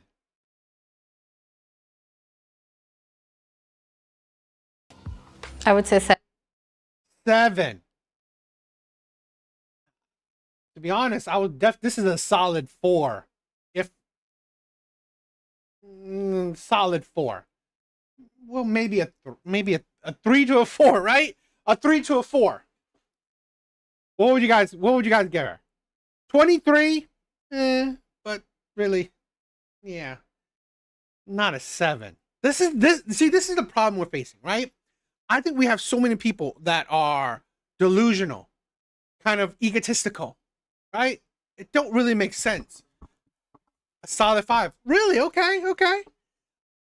I'll say a 4 at best. 7. Probably say 7. Why do people constantly say 7? Honestly, this guy is like a 5. Maybe a 6? Well, it definitely depends on how I'm feeling, but probably like a 7 out of 10. What do you guys think? Yeah, I think she's kind of boobied, right? This is the thing. A lot of women are just 5 at best, right? A lot of women are 5 at best.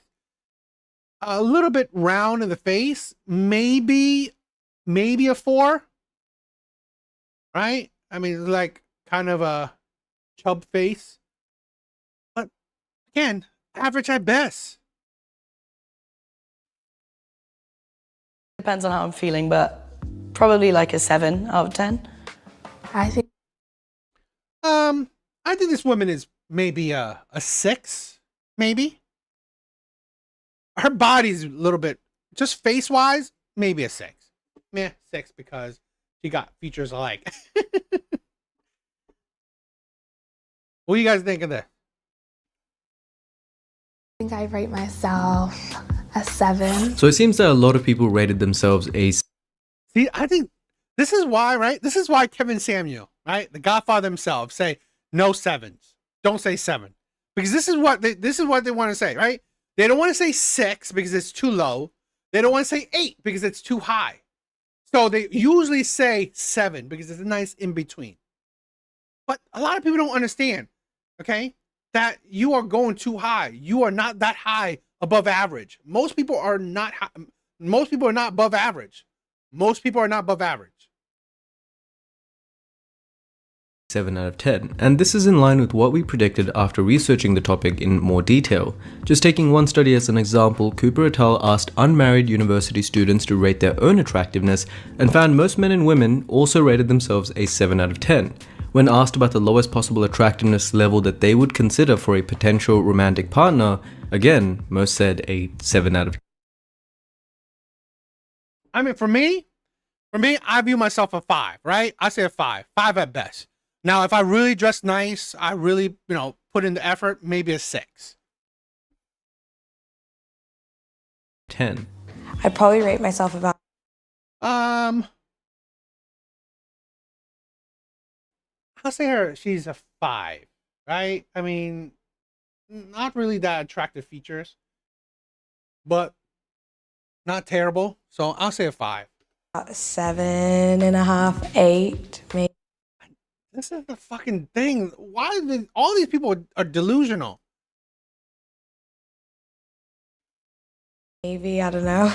I don't know. I think that I try to make myself look nice and I make an effort. Probably like a 5.5, 6 maybe. I don't know. I don't think I come under like beauty of standards, like high beauty of standards for sure, but I think I don't find myself too bad. This is also a problem, right? Where people think about attraction, right? They think about themselves, right? They want to be kind to themselves. But really, you are being delusional to yourself, because honestly, you're not dating yourself. Now, unless you're going to stay single for the rest of your life, fine, whatever. You can say you're a 10. But honestly, people in the dating market, it's about dating.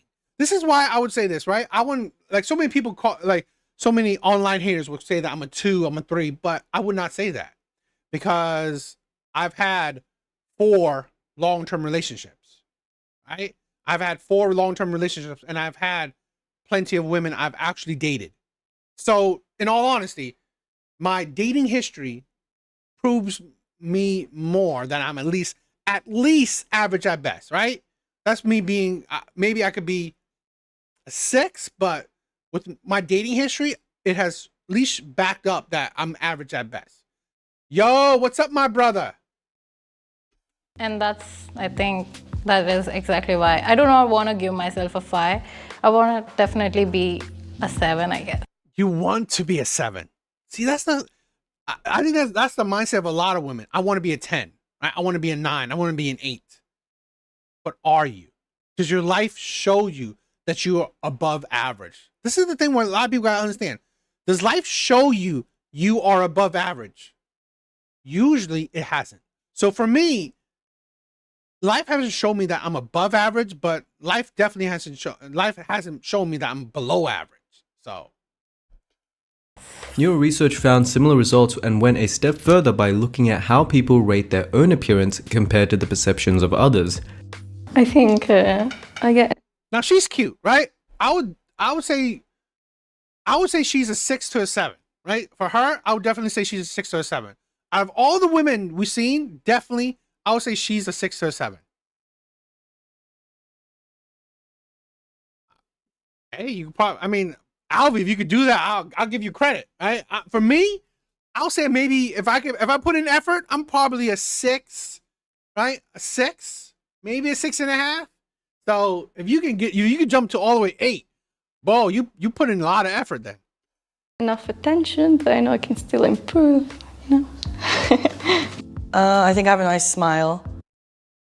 Yeah. And I think my hair and eyes go together. I like my freckles. I think it's something a bit different about me. I think I'm not conventionally beautiful. I know sometimes when I look at myself there are certain features, but I don't think others would see me like, maybe I would see myself as 8 on certain days, but I know others wouldn't. So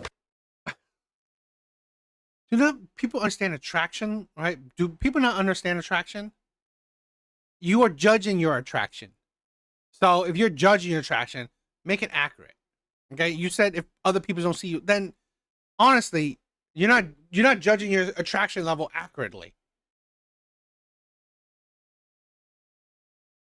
Bro, Alvy, if anyone is able to do modeling, bro, I would say you're a 7 or 8. I honestly believe, let's say a 7 or 8 is like small time modeling, right? 7 or 8, small time modeling. 8s and 9s and maybe 10s, big time modeling. So I could never do modeling. So that's definitely for sure. If you can honestly, right? If people are actually wanting to take pictures of you, you're definitely not below average. That's for sure. Here's a woman, right? I'm sorry. She can't do modeling. So really, for her to think that she's an 8 is ridiculous. Even a 7 is ridiculous. I'm sorry. You are a 5 at best. This is why delusion is such a detriment in my opinion, because again, it's making you dishonest in your dating market, right? In your dating life. Because a lot of women, right? A lot of women we're seeing now is so deluded when it comes to dating. I'm a 10, I'm an 8, I'm a 9. And then they think about, oh, this 5 is below me. This 4 is below me. They don't qualify for me. They're not good enough for me because I'm a 7, I'm an 8. But in reality, you are a 5, right? So you are attracting people that honestly are almost equal to you. But because your mind, you're deluding yourself. This is the ego. This is the narcissism. So No, bro. I mean, like, if you tell me that you modeled, I'll give you credit because nobody, right? Nobody's a 5, an actual 5, right? Nobody's an actual 5 and says they model. That's a fucking lie, right? Because no 5s are modeling anything unless you're taking selfies, right? You're not modeling shit. A solid 6. Ananya brings up a great point on this, where how we perceive ourselves isn't necessarily how others view us, and we can see this play out in a greater range in Tobias Greitmeyer's 2020 study, where most people rated their own looks higher, with a 6.03 out of 9 on average, or a 6.7 out of 10 relative to the perception. Here's my thing, right?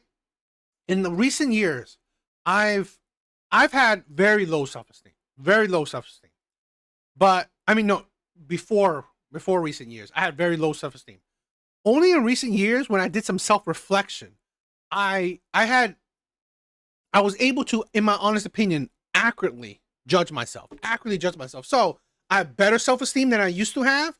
So I view myself as an average guy. I think it is a detriment to us where we don't do self-reflection and we delude ourselves, right? We delude ourselves in thinking, oh, we're something better than we are. I think it's unhealthy. Of others being rated as 5.44 out of 9 on average, or roughly a 6 out of 10, so almost a full point difference. This gap in perception was most pronounced for the least attractive people in the sample, while the most attractive participants actually underrated their looks compared to outsiders' perceptions. This gap is a pretty consistent finding in the literature, and Matthew et al.'s study provides evidence for some self-awareness about this effect. Men in particular accurately predicted other people would rate them as less attractive, but persisted in rating themselves higher in spite of that awareness. Ooh, I'd say a 9. A 9? You think you're almost perfect? This shit is ridiculous. It's absolutely ridiculous. No. In all honesty, this woman is, what I'm seeing right now, a 5. Like I said before, I think for me, sometimes I like the tip of my nose, sometimes I don't. I think I don't really have the standard kind of features and proportions of my face, but I think somehow they work together. Certain things I like about myself, certain things, A 6, a strong 5. Definitely a strong 5. Maybe I would change. I don't know. There's nothing really to say, but I mean, I'd say 5, pretty level number. So why do we tend that, right? to overrate our attractiveness compared to others? Well, let's look at 3 possible reasons. The first is, let's talk about the mere exposure effect. This is our tendency to... Oh my God. Andrea Lima, she was my childhood crush. Like a beautiful, right? Beautiful Victoria's Secret model. God, she was a 9. That woman, she was a 9 when I was young. Like things, in this case faces, more the more we are exposed to them. We look at ourselves several times each day in the mirror, so it makes sense that we would rate our own appearance higher than strangers would. Consistent with this theory, Jeffrey Haddock's research showed young people who strongly value attractiveness rate themselves better looking now compared to the past, suggesting we like our own appearances more over time and the more we are exposed to it as a generation. And this applies not just to Tyra Banks. She not bad. She was definitely a top tier. So I wouldn't say that. But if I had to pick from the Victoria's Secrets back in the day, it is Andrea Lima. to how we view ourselves, but also to how we rate other people's physical attractiveness on the 1 to 10 scale. Anatol used brain scans to examine the impact of repeated exposure on perceived attractiveness, and repeated exposure to the same attractive or average-looking face activated specific regions in the brain and led to increased attractiveness ratings. So we rate complete strangers as less attractive compared to people we're more familiar with, including ourselves. This is important to keep in mind when we look at these studies on attractiveness ratings, where most ratings in this case are given by strangers to other strangers. Thinking about this more broadly, this lack of familiarity is one of the biggest issues with dating apps. People swipe left on strangers who could potentially be a good match if they just got to know each other first. I agree. This is what I'm talking about, where exactly what he said, right? Because we perceive our attraction level so inaccurately, When we go about dating apps, swiping and shit, well, of course we're going to swipe on a lot of people that we perceive as unattractive, because in a lot of women's mind, they have overinflated egos, right? Overinflated view of their own attraction. Imagine this. All those women, right, view themselves as 7 and 8. One woman view herself as a 9. So, no duh. Most men are not 8s and 9s or 7s. Most men aren't. Most men are average. So, no duh that since these women have an overinflated ego, they're going to swipe off, right? Swipe left on average men. Because in a lot of these women's brains, they view average men as beneath them. You are a 5, you are a 4. If I'm a 7, I'm dating too low, right? I've seen so many videos of women say, oh, I see so many beautiful women with so many ugly men. Really? Really? Or are you seeing people that, you know what, are pretty average, but you as women, you're misconstruing, right? You're delusional to attraction level, particularly when it comes to women. I think I'm not too bad and then I'm not too great, so I think 8 is a perfect number for me. 8. You are two points away from perfect. Not too bad, not too good, but I'm an 8. 8. So this is the problem, right? This is the problem men are facing, right? Men are not trying to humble women. Men are not trying to insult and hate on women. No, men is trying to like be grounded, right? Live in reality. An 8, you should be a model. You should be a supermodel. If you are an 8, you should be having people wanting to take pictures of you, wanting to put you on film and camera, right? I think I'm an 8. Really? Men are, men can be delusional as well. I'm sorry, this man is like a 4 or 5, right? Probably a solid 8.5. 8? Come on, what is wrong with these women? What's wrong with these people? You're absolutely delusional. I'm sorry. He looks like a 4. A 4.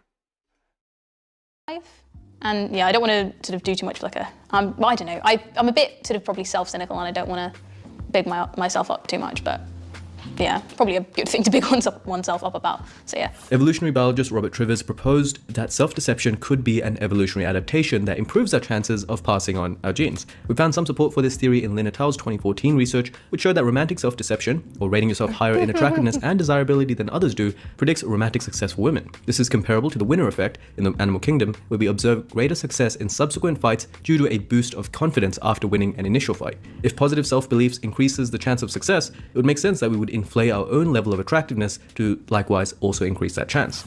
I would say 10. I'm quite confident with myself.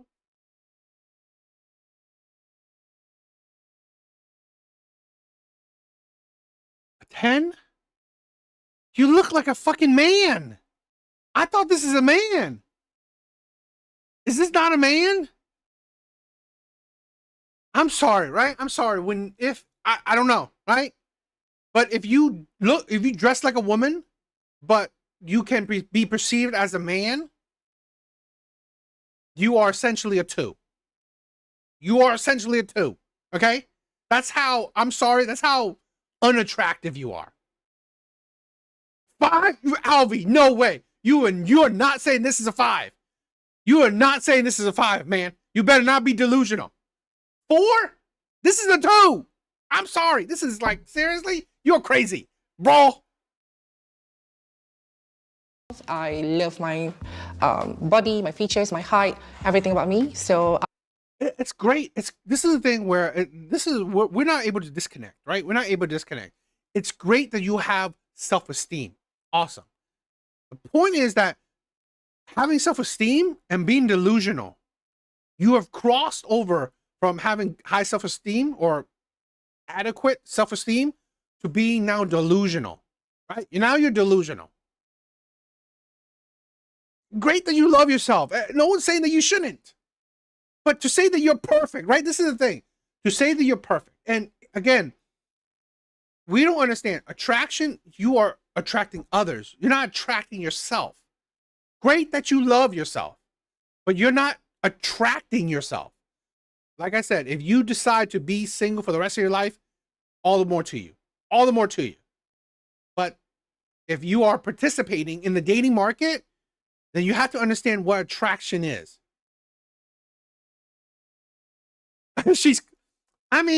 Fine, a 3. Okay, let's say a 3. Let's say a 3. I'm sorry. Because for me, when you dress like a woman, but look like a man, that's not average, right? That's not average. That is honestly below average. When you have like features that are ambiguous, where, are you a woman? Right? Are you a woman? I think you're a man. That's gotta say that you're not doing well. I have no problem. I think life is too short, so 10. Now, I don't think she's a 7, right? I would say she's a 7. I would say she's a 7, right? She's decent, nice skin, nice symmetrical feature. Now, her jaw is a bit kind of Jay Leno-like, but she has some sharp features, right? Some sharp features and nice lips. So, yeah, decent.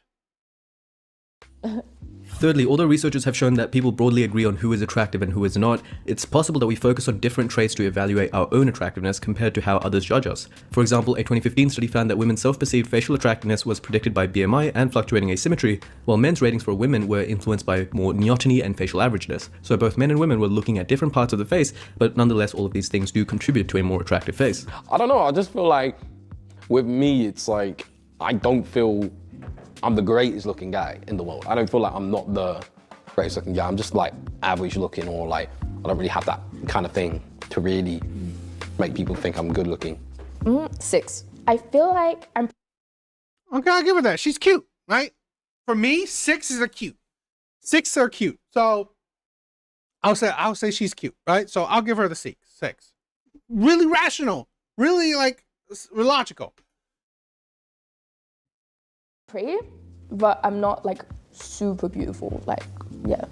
A 9.5, pushing a 10, because I just don't really care what people think about me. This is my face, I can't really change it. Elysia talked 9.5, pushing a 10. You think yourself perfect.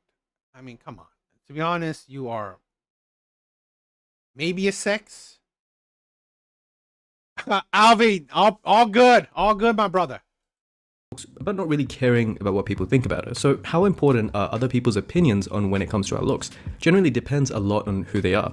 Miller and colleagues showed university students were more likely to rate feedback as threatening and avoid feedback on their appearance when the ratings came from close peers compared to low-threat evaluators, such as students at another university, older adults, or children, compared to their own peers, which are people you're going to see face-to-face sooner or later. I don't think I'm ugly. I'm not the most attractive person in the world, but yeah. Me personally, I don't give anyone 10s because 10 means perfect, but I'd give myself a good 8.5 or a 9, you know. Everyone has their own opinion, but that's just how I look at myself, so I feel like I have, like, You view yourself almost perfect. I find it, this is a stupidity, right? This is the stupidity. Viewing yourself, again, having confidence is awesome. If you view yourself as an 8 and 9, your life has to show it. Where's the proof, right? Are women just banging down your door? Are women actually just like not letting go of you, right? Are women absolutely obsessed with you? If you are a 9, women will be absolutely like, they are the ones who's asking you for your number, right? If you're an 8, women are asking you for your number, right? Women are coming up to you and trying to get with you. That's an 8 and 9. nice, distinct features that, you know, would make me stand out. So I don't think they mesh together well. So I think it depends. Like some days I feel really confident. I feel like a 10, but then some days like I'm not really feeling it. So it's like 6, 7. One issue with asking people to rate themselves from 1 to 10 is that their answers are likely somewhat context dependent. Your opinion of your own attractiveness could be influenced by something as simple as scrolling TikTok or not for that particular day, and exposure to so many attractive people all at once could influence how you feel about your own physical looks. We can see some evidence for this in the literature, where Little et al. Showed that exposure to attractive same-sex images lowered people's self-rated attractiveness, while exposure to unattractive images had the opposite effect. This exposure effect can be even more pronounced for attractive people, where a 2022 study found highly attractive people lowered their own self-rated attractiveness after looking at other attractive faces wearing makeup compared to no makeup, while these same images had no effect on less attractive participants. 10, man. Because I just, luckily, not even on a sort of pretentious level, but I've always been comfortable in my own skin. I've always liked. Great. The fuck does that mean? I mean, you think you're perfect. Awesome. Does your life show that you're perfect? What I've seen in the mirror. Never had any sort of insecurities when it comes to my face or body or height or anything. I've been blessed in a sense. So yeah. Probably say 7. When I'm ready to be, I can be an 8. But yeah, definitely a 7. Just confident in myself. Yeah, just confidence, I suppose. 10. Even if you don't think it deep down, you have to say it because you.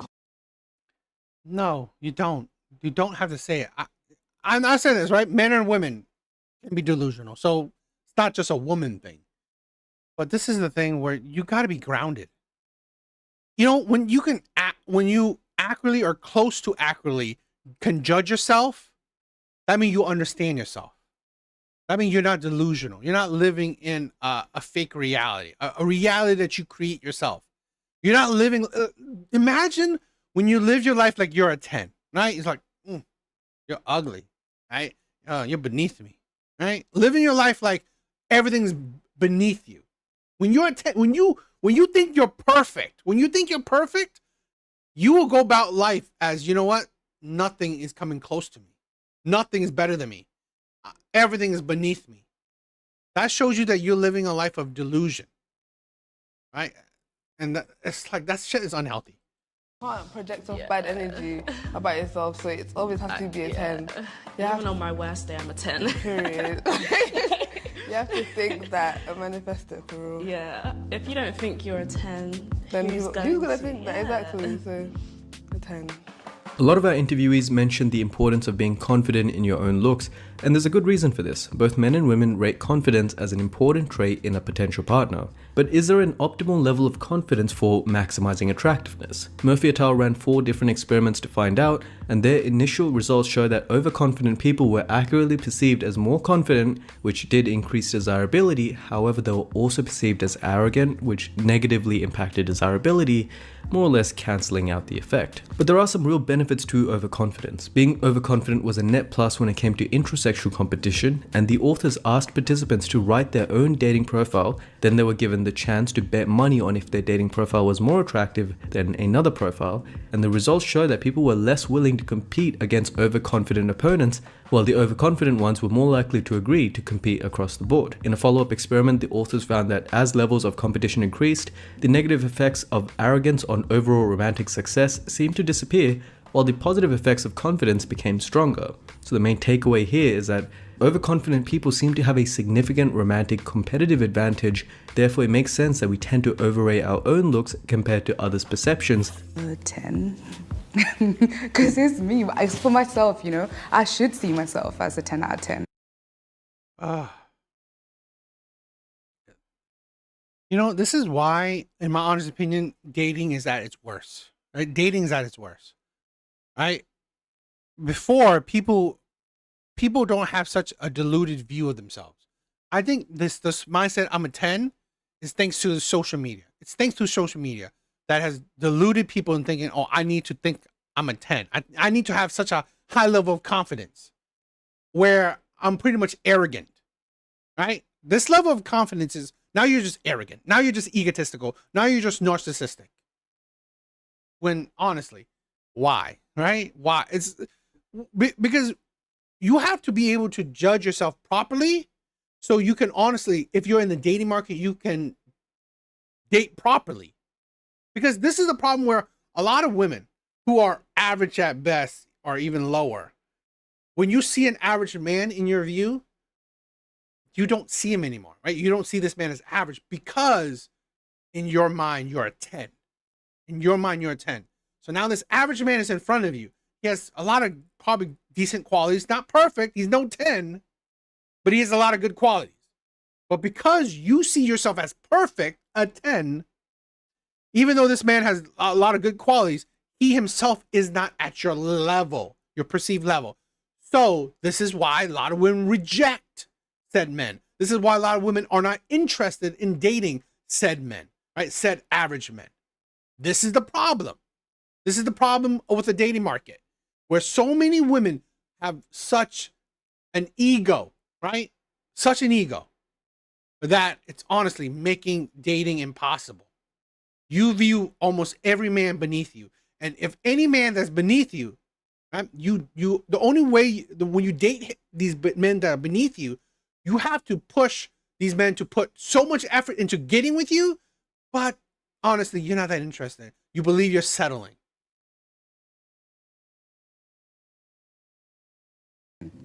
Oh, 5. It's a good solid pass mark rate. Nothing too fancy. Because I think I'm cute, but yeah, I put in a lot of effort to feel and look nice and be nice. I think my personality also shines through. Corin mentioned her personality and how it impacts the way she rates herself. Now you might think personality is irrelevant when it comes to the 1 to 10 scale, particularly on looks, but we came across some significant studies showing that personality genuinely does influence our perceptions of physical attractiveness. Let's look at one of those studies where Kong et al. Divided 120 people into 3 groups and asked them to rate 60 women's attractiveness. 2 weeks later, they rated the same faces again, this time with positive, negative, or no personality information. There was a significant boost in rated attractiveness for those with a positive personality and a decrease in rating for those with a negative. Yeah, but then you got to know the personality to do that, right? So that's again, that does show that if you get to know someone, yes, it adds to your attraction level. I definitely agree with that. But that doesn't necessarily make them actually attractive, right? You just now gain more information. So you spent more time with them essentially. Negative personality trait ascribed to them, and another 2023 study added to this body of research showing that perceived honesty boosts physical attractiveness ratings for both men and women. The impact of personality on perceived physical attractiveness and also the mere exposure effect helps to explain why so many couples start out as friends. Hunt et al. Showed that couples who had been friends before dating had much lower attractiveness correlations, a range of 0.20 and 0.40, compared to those who had formed relationships soon after meeting, attractiveness correlations of 0.52 and 0.70, meaning that the more attractive couples tend to start straight into a relationship and the less attractive ones tend to go from friendship to relationship. This is another reason why we might rate our own attractiveness higher compared to a stranger's assessment, because we're more familiar with our positive personality traits and that influences our perceptions of the way that we look. Interesting. I've seen this guy before. I definitely want to check out more of his videos, so I thought it was cool. What do you guys think?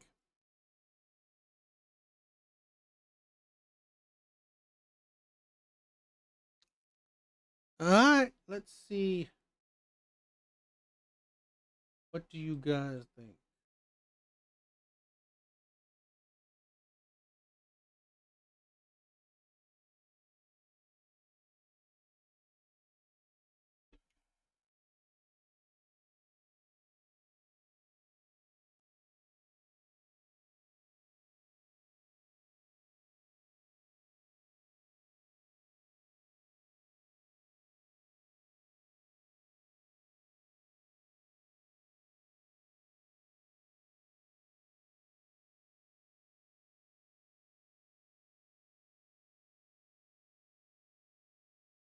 Let's do a Kendra G video. Let me see if I can find an older video. Because Kendra has been, she would copyright strike you. So I don't want to try any of her videos that says copyright on it. So I'm going to check out some of her older videos and react to it. So we'll see if those are... Let's see if it happens, right? I don't know if it's going to happen, so let's check them out. I mean, she has some older, decent videos to react to, so we'll see.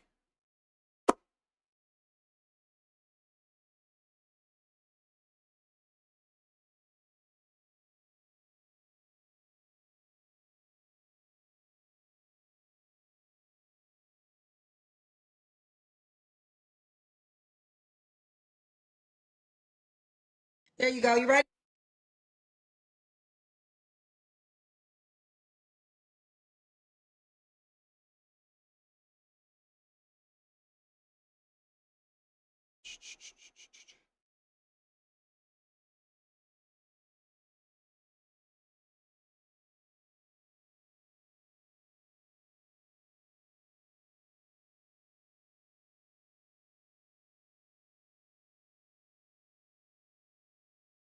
All right, so let's end out on this, okay? Let's end out on this.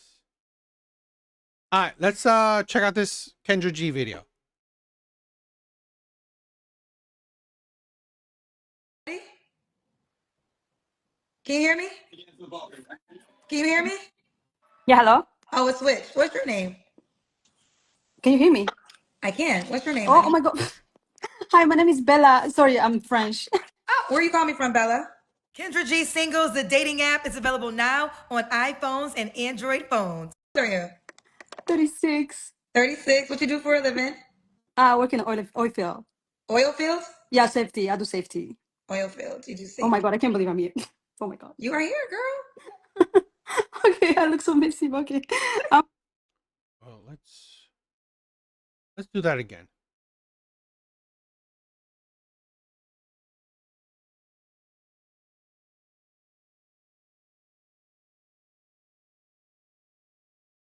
All right, let's check this one again. Let's check this one again.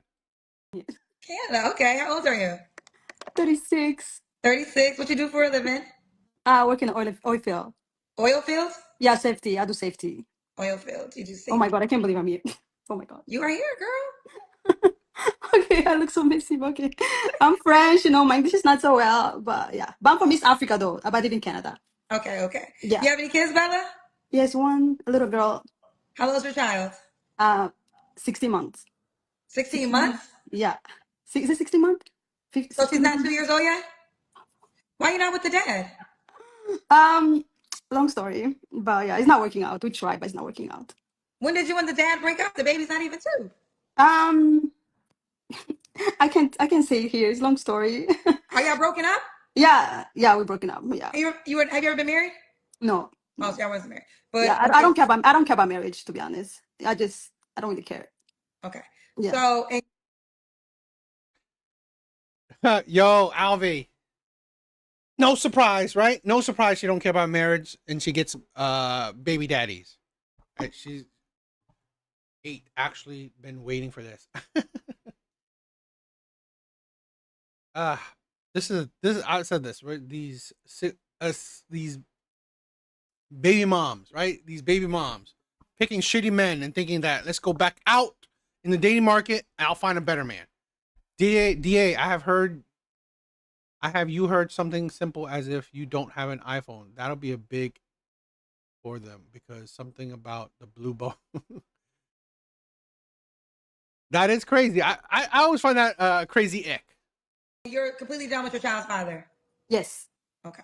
Yeah. Okay. Yeah, it's private. Long story is private. I cannot say here. So That's fine. So you're Bella, Canada, 36, works in the oil fields, oil safety fields? yeah, oil field. Like I'm a safety. I do safety in oil and gas. Oil and gas. Is it oil and gas? Yeah, oil and gas safety. Yeah. Okay. She's a mom to a 16-month-old. Yeah. Never married. What kind of man you looking for, girl?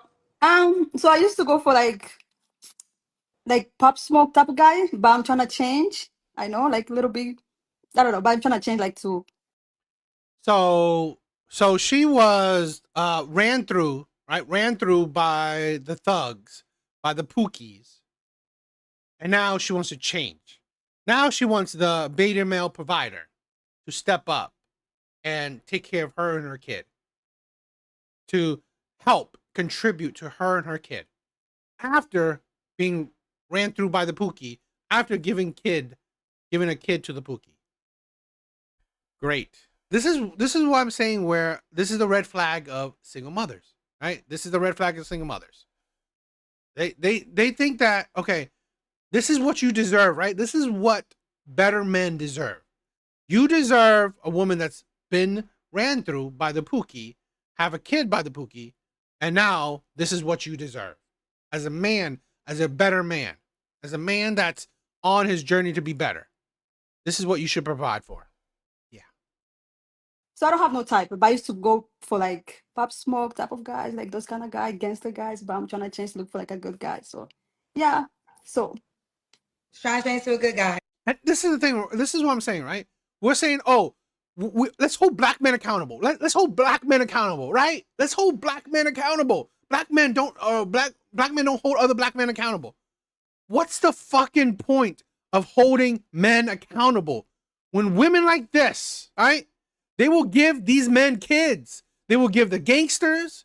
They will give the criminals. They will give the thugs. They will give the dealers, right? They will give the womenizers, the cheaters, the liars. They will give these men kids. So how do black men, right, hold other black men accountable, right? How do any man can hold other men accountable when women will have those men as their type, right? Will go for these men, will fall for these men, will give these men kids, give them in their body, give their youth to these men. This is the stupidity. We're not holding men accountable. We're not holding men. Are you kidding me? We do. Good men do hold men accountable. The problem is, okay, at the end of the day, you cannot hold men accountable when there's no incentive to change. There's no incentive to change. There's no incentive to be better. Because honestly, at their shittiness, they still get women that want them, that will give kids to them. Okay. Yeah. So your child's father was a Pop Smoke type of guy? No, we used to work together in the oil field. So if he was a good guy, why can't y'all work it out? Like I said, okay, it's like a little bit, I don't know how to explain that in English, but just like difficult. We couldn't go, how can I say that? Toxic. It was a little bit toxic. Well, it sounds like he was, this is a thing where, yeah, he probably wasn't a thug, a criminal, right? A gangster, but he probably had a lot of those attributes. He probably he was probably a blue collar man with the toxicity of a thug. Yeah. Okay. All right. So what are your deal breakers? Toxic guys, of course. Yeah. Is it? You give a kid to that. You give a kid to a toxic man, right? You are attracted to toxic men. So is it a deal breaker? Hygiene. If you don't have good hygiene, yeah, I can. Communication. If you can't communicate, it's not gonna work. Okay. So yeah. Should he look a certain way? Like I said, right now, no. Just like if you're a good guy and we vibing. What else? You know what? This is shit like this, right? Connie said, do good guys finish last? They do, right? Do good guys finish last? What is she, 38, she said? So now she's older, more ran through, has a child. Now she wants a good guy. Picking him fucking last. That's the thing. But no, DA, they're struggling now when you want to play. Yes, passport all the way. This is the thing, I've said it. Passport all the way. Stop dealing with, stop dealing with it. Passport all the way. Yeah, I think that's it. Okay. Should he make a certain amount of money? So I work in the oil and gas field, so I make okay money, good money. So I expect a guy to make like good money too. Like it doesn't matter, but if you make good money. Okay. Yeah. All right, let's do the Kendra Cam. Okay, just give me 1 second. They want to know: do you still sleep with your child's father? No, I don't. I don't. No, I don't. Okay, so let me show my body. I don't look good, but can you see me? Oh shit! Where can I put the camera? Let me try here, maybe. Okay, you look smart. Yeah, she's okay body, right? Okay body. Not terrible. I had a baby almost Okay. I mean, Alright. I don't look good. I just look my t-shirts and. I mean, well, you look small to have a baby 16 months ago. Yeah, I'm tiny. I'm not big. I'm tiny. Like my whole family is tiny. Little ass. So yeah. Okay. Bella, when was your last? However you do. You know what? If you know, maybe a couple of, like, in a year or two, right? In a year or two, we were talking about it. We were talking about it. Maybe, right? Maybe we do a passport bro trip together, right? Who knows, right? Who knows? If we're doing well, you know, the channel's growing, we're bonds are getting stronger, right? Maybe we'll do a trip, having fun together, bros, right? What is it? A bro trip. Relationship. Oh, with my baby daddy. Okay. And when did y'all officially break up? I'll be honest, 6 months ago. Okay. Yeah, it's official though. We're not together anymore. Okay. You don't have to answer, but I'm gonna ask. When's the last time you was intimate with someone? With my baby daddy 6 months ago. Three flaws you have to work on. I would say patient. I'm not patient, to be honest, but I'm trying to work on it. What else? Maybe be on time. Sometimes I'll come late, but I don't know what else, to be honest. You know, the timing thing, right? Like I said, I've said to you guys that, it is a plan. Something might be down the road, right? It might be down the road. I don't know why, but at least most of the black women I've dated, like, on time is not a thing. On time is not a thing for them. So I don't know. I was not expecting to be here. I look so ugly. Oh my god. Right. Yeah. Why would a guy be lucky to be with you? They'll find out. I think I'm a good woman. I think I'm a good woman. I'm a good woman. I cook. I like to cook. So if you like to eat, I might be tiny, but I like to cook. Do you want the guy to be in Canada? No, it doesn't matter, to be honest. It doesn't matter. Could the guy have kids? 1 or 2, that's okay. Yeah. Do you want more kids? To be honest, no. I'm not. Motherhood is not for me. Hell no. Yep, I'll be honest. I love my kids. I love her to death, but motherhood is not for me. I like being outside, but now I'm a homebody though. When I say I like to be outside, I like to travel. Just kidding. I like to travel. But when you have a kid, and my family, they live like in Italy, Europe, so it's so hard for me to find a babysit. But I'm a homebody. But I like to go eat. I like to travel. Those kind of things. So, but motherhood is not for me. But if a guy likes me and he wants another kid, maybe. You have to sacrifice for somebody, right? So, okay. So motherhood is not for me. As she's a mom of a 16-month-old, she has learned that motherhood is not for me. Yeah. If you have put me somewhere before, show me how motherhood is. I'll be like, yeah, hell no, I don't want a kid. But okay, I love her. We've never heard this on this show. So no, but let me clarify. I love my baby to death. Okay, I'll die for her for 1 second, not even 1 second. I'll die for her. But motherhood is not for me. Let me just say that. Okay. Tell me what don't you like about motherhood? Like I say, freedom. Like I don't have no freedom to travel. That kind of thing. I'm not patient. Like I said, I'm not patient. So I have to be patient for her. I like to go eat and I have to find a babysit. I like to cook for sure. I like to cook, but sometimes when I was by myself, if I didn't want to cook, I'm just gonna make a sandwich and eat and go to bed. But now I have to cook for her. You understand? That's the thing when I say motherhood is not for me. Okay. Yeah. Listen, you know what I'm not mad at is You can also think that her mindset is like, I think relationship is not for her as well, right? Seems like, because it's the way she's talking, it seems like she's more suitable to selfishness, right? Caring about herself, thinking about herself. So I honestly think she fits lazy child. I think she fits more of a, herself, thinking about herself. Big bars. What's up, my brother? What's up? Giving the honest. I think that, and she clarifies, she loves her child, right? Yeah, I'll die for her. I think that because everything is presented to be perfect and Disney World's on IG, we don't always get the truth behind certain things. I think some women are extremely made for motherhood, and then there's some women like Bella who said this ain't for her. Yeah, and let me say something. If my mother was here and I have my auntie, I don't have nobody here. I just have my friend, and I don't really have much friend. Have maybe like 4 close friends maybe 4 or 5. That's it, that I can trust. So I don't have no family, and my baby daddy have no family here. They're all in Europe or Africa. So if I had like my mother here and my cousin, whatever, who can stay with her, I would definitely have like 2 or 3 kids. But I'm by myself. Okay, I get it. I get So like they say, you need a village to raise a kid, right? Yes. So yeah, I need a village and I'm by myself, but I love my kid. Well, excuse me. Excuse me. What No about worries. what about your child's father's family?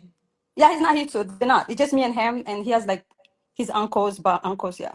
I rather mother, grandma, or auntie. Yeah. Okay. And somebody say, why get pregnant? Like I said, I always want to have a kid. That's why I say one kid. Like I didn't know what is motherhood. Somebody just asked why get pregnant. I always wanted a kid, always, but I didn't know how motherhood is. If that makes sense. I don't know. Maybe I'm not like explaining well in English. What did you think motherhood was?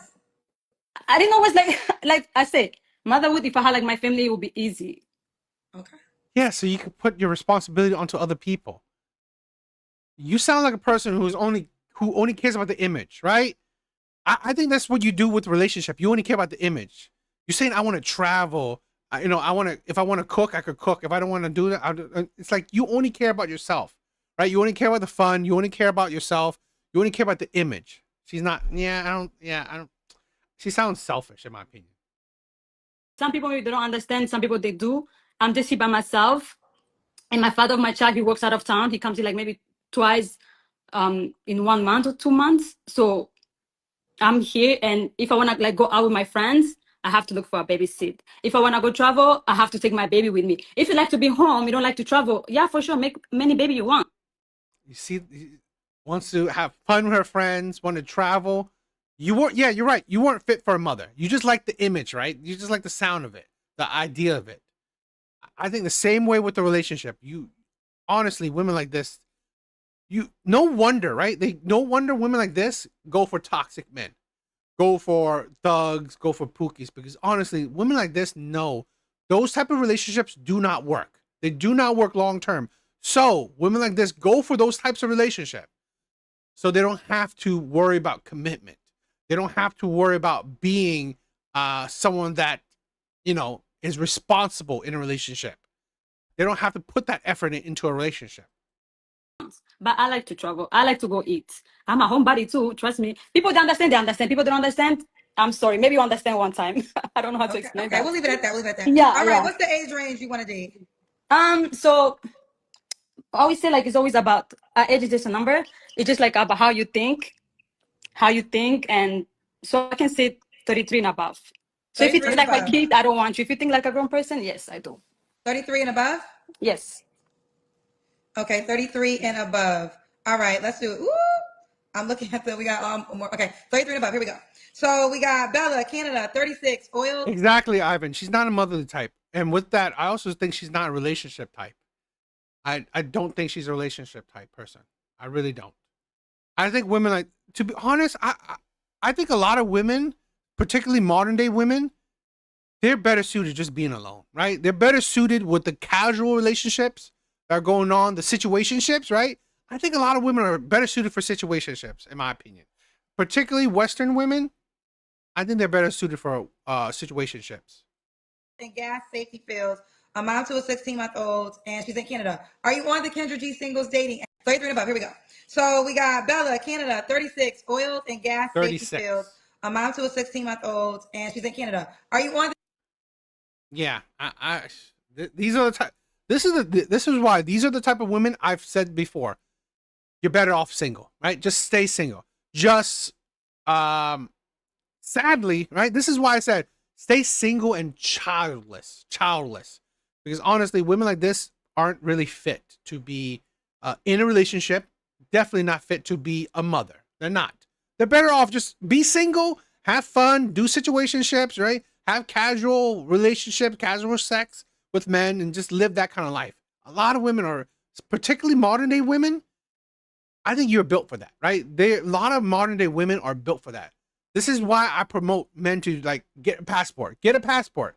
Because if you are a man that's built for a family, built for commitment, built for a relationship, built for something more stable, get a passport. Find women outside of the country, because Western women that has been poisoned by feminism, poisoned by modern ideology, those women are better suited to be single and childless.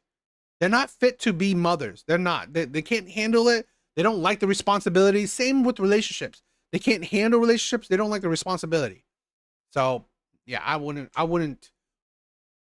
recommend, or I wouldn't agree to these women actually going for relationships and actually being mothers. Yeah. What do you guys think? All right, guys. I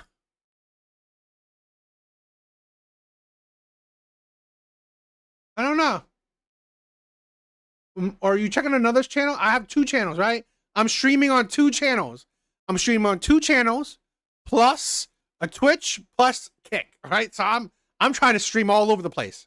So, you know, I'm trying to spread the reach. Spread the reach. All right, guys. All right. That's it for tonight. All right. I hope you guys liked the videos. I hope it was good. I hope it was fun. You guys are amazing, right? I love you guys. Laughing Man, I love you, my brother, right? Thank you for all the support. Big Bars, thank you for stopping by tonight. Ivan, love you. Alvi, thank you for spending the time with me. I love it. I love that you were chatting with me. I love it. My brother.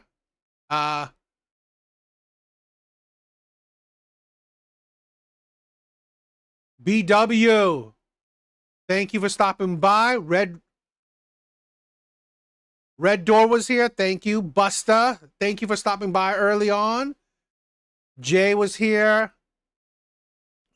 Who else? Anyone else?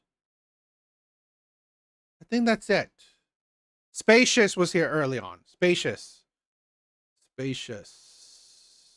Arc Knight was here. Gear Fried. You guys are amazing, right? Thank you for all the love. Thank you for all the support, right? Please check out my other videos. Please, check out my other videos, like them, comment on them, help spread the word, right? You guys are amazing, right? I love you guys. My brothers, see you guys later.